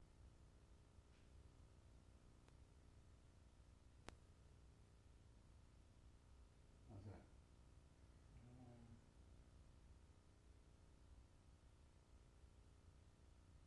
What was this for?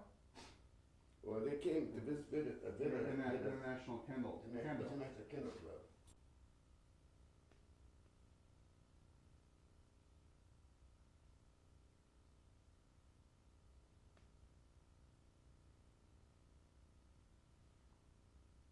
Tell me when to move it, What, pen and the whole thing? because it's not even on this far side. On the right, I'm going to the right. Okay, let me pull it over here so we start.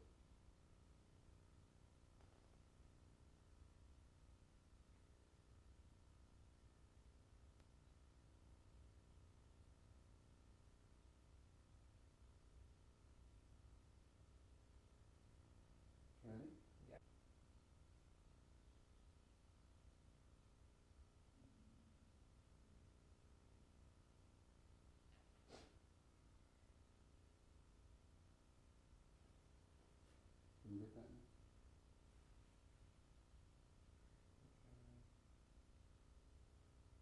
Not too much there, is there?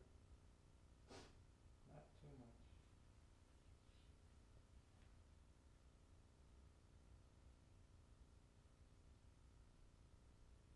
Can't hold it still. Okay, that's fine. Elementary or middle school? Middle school. Middle school emblem? And you wore that on the uniform or on the On hat? the hat, Only on the hat? yeah. You used to wear them on the patch, on the pocket. Not this one. Mm. It went on the hat at those times. Okay. And then this one, That's one of the ship crew that, when I went to Japan, and that was in 1941. 1941. Can you Under- flip it more toward me? Is that better? Yeah. Understand? They were Okay. doing the work And this is his, as Japanese, you know. But found out I wasn't a Japanese.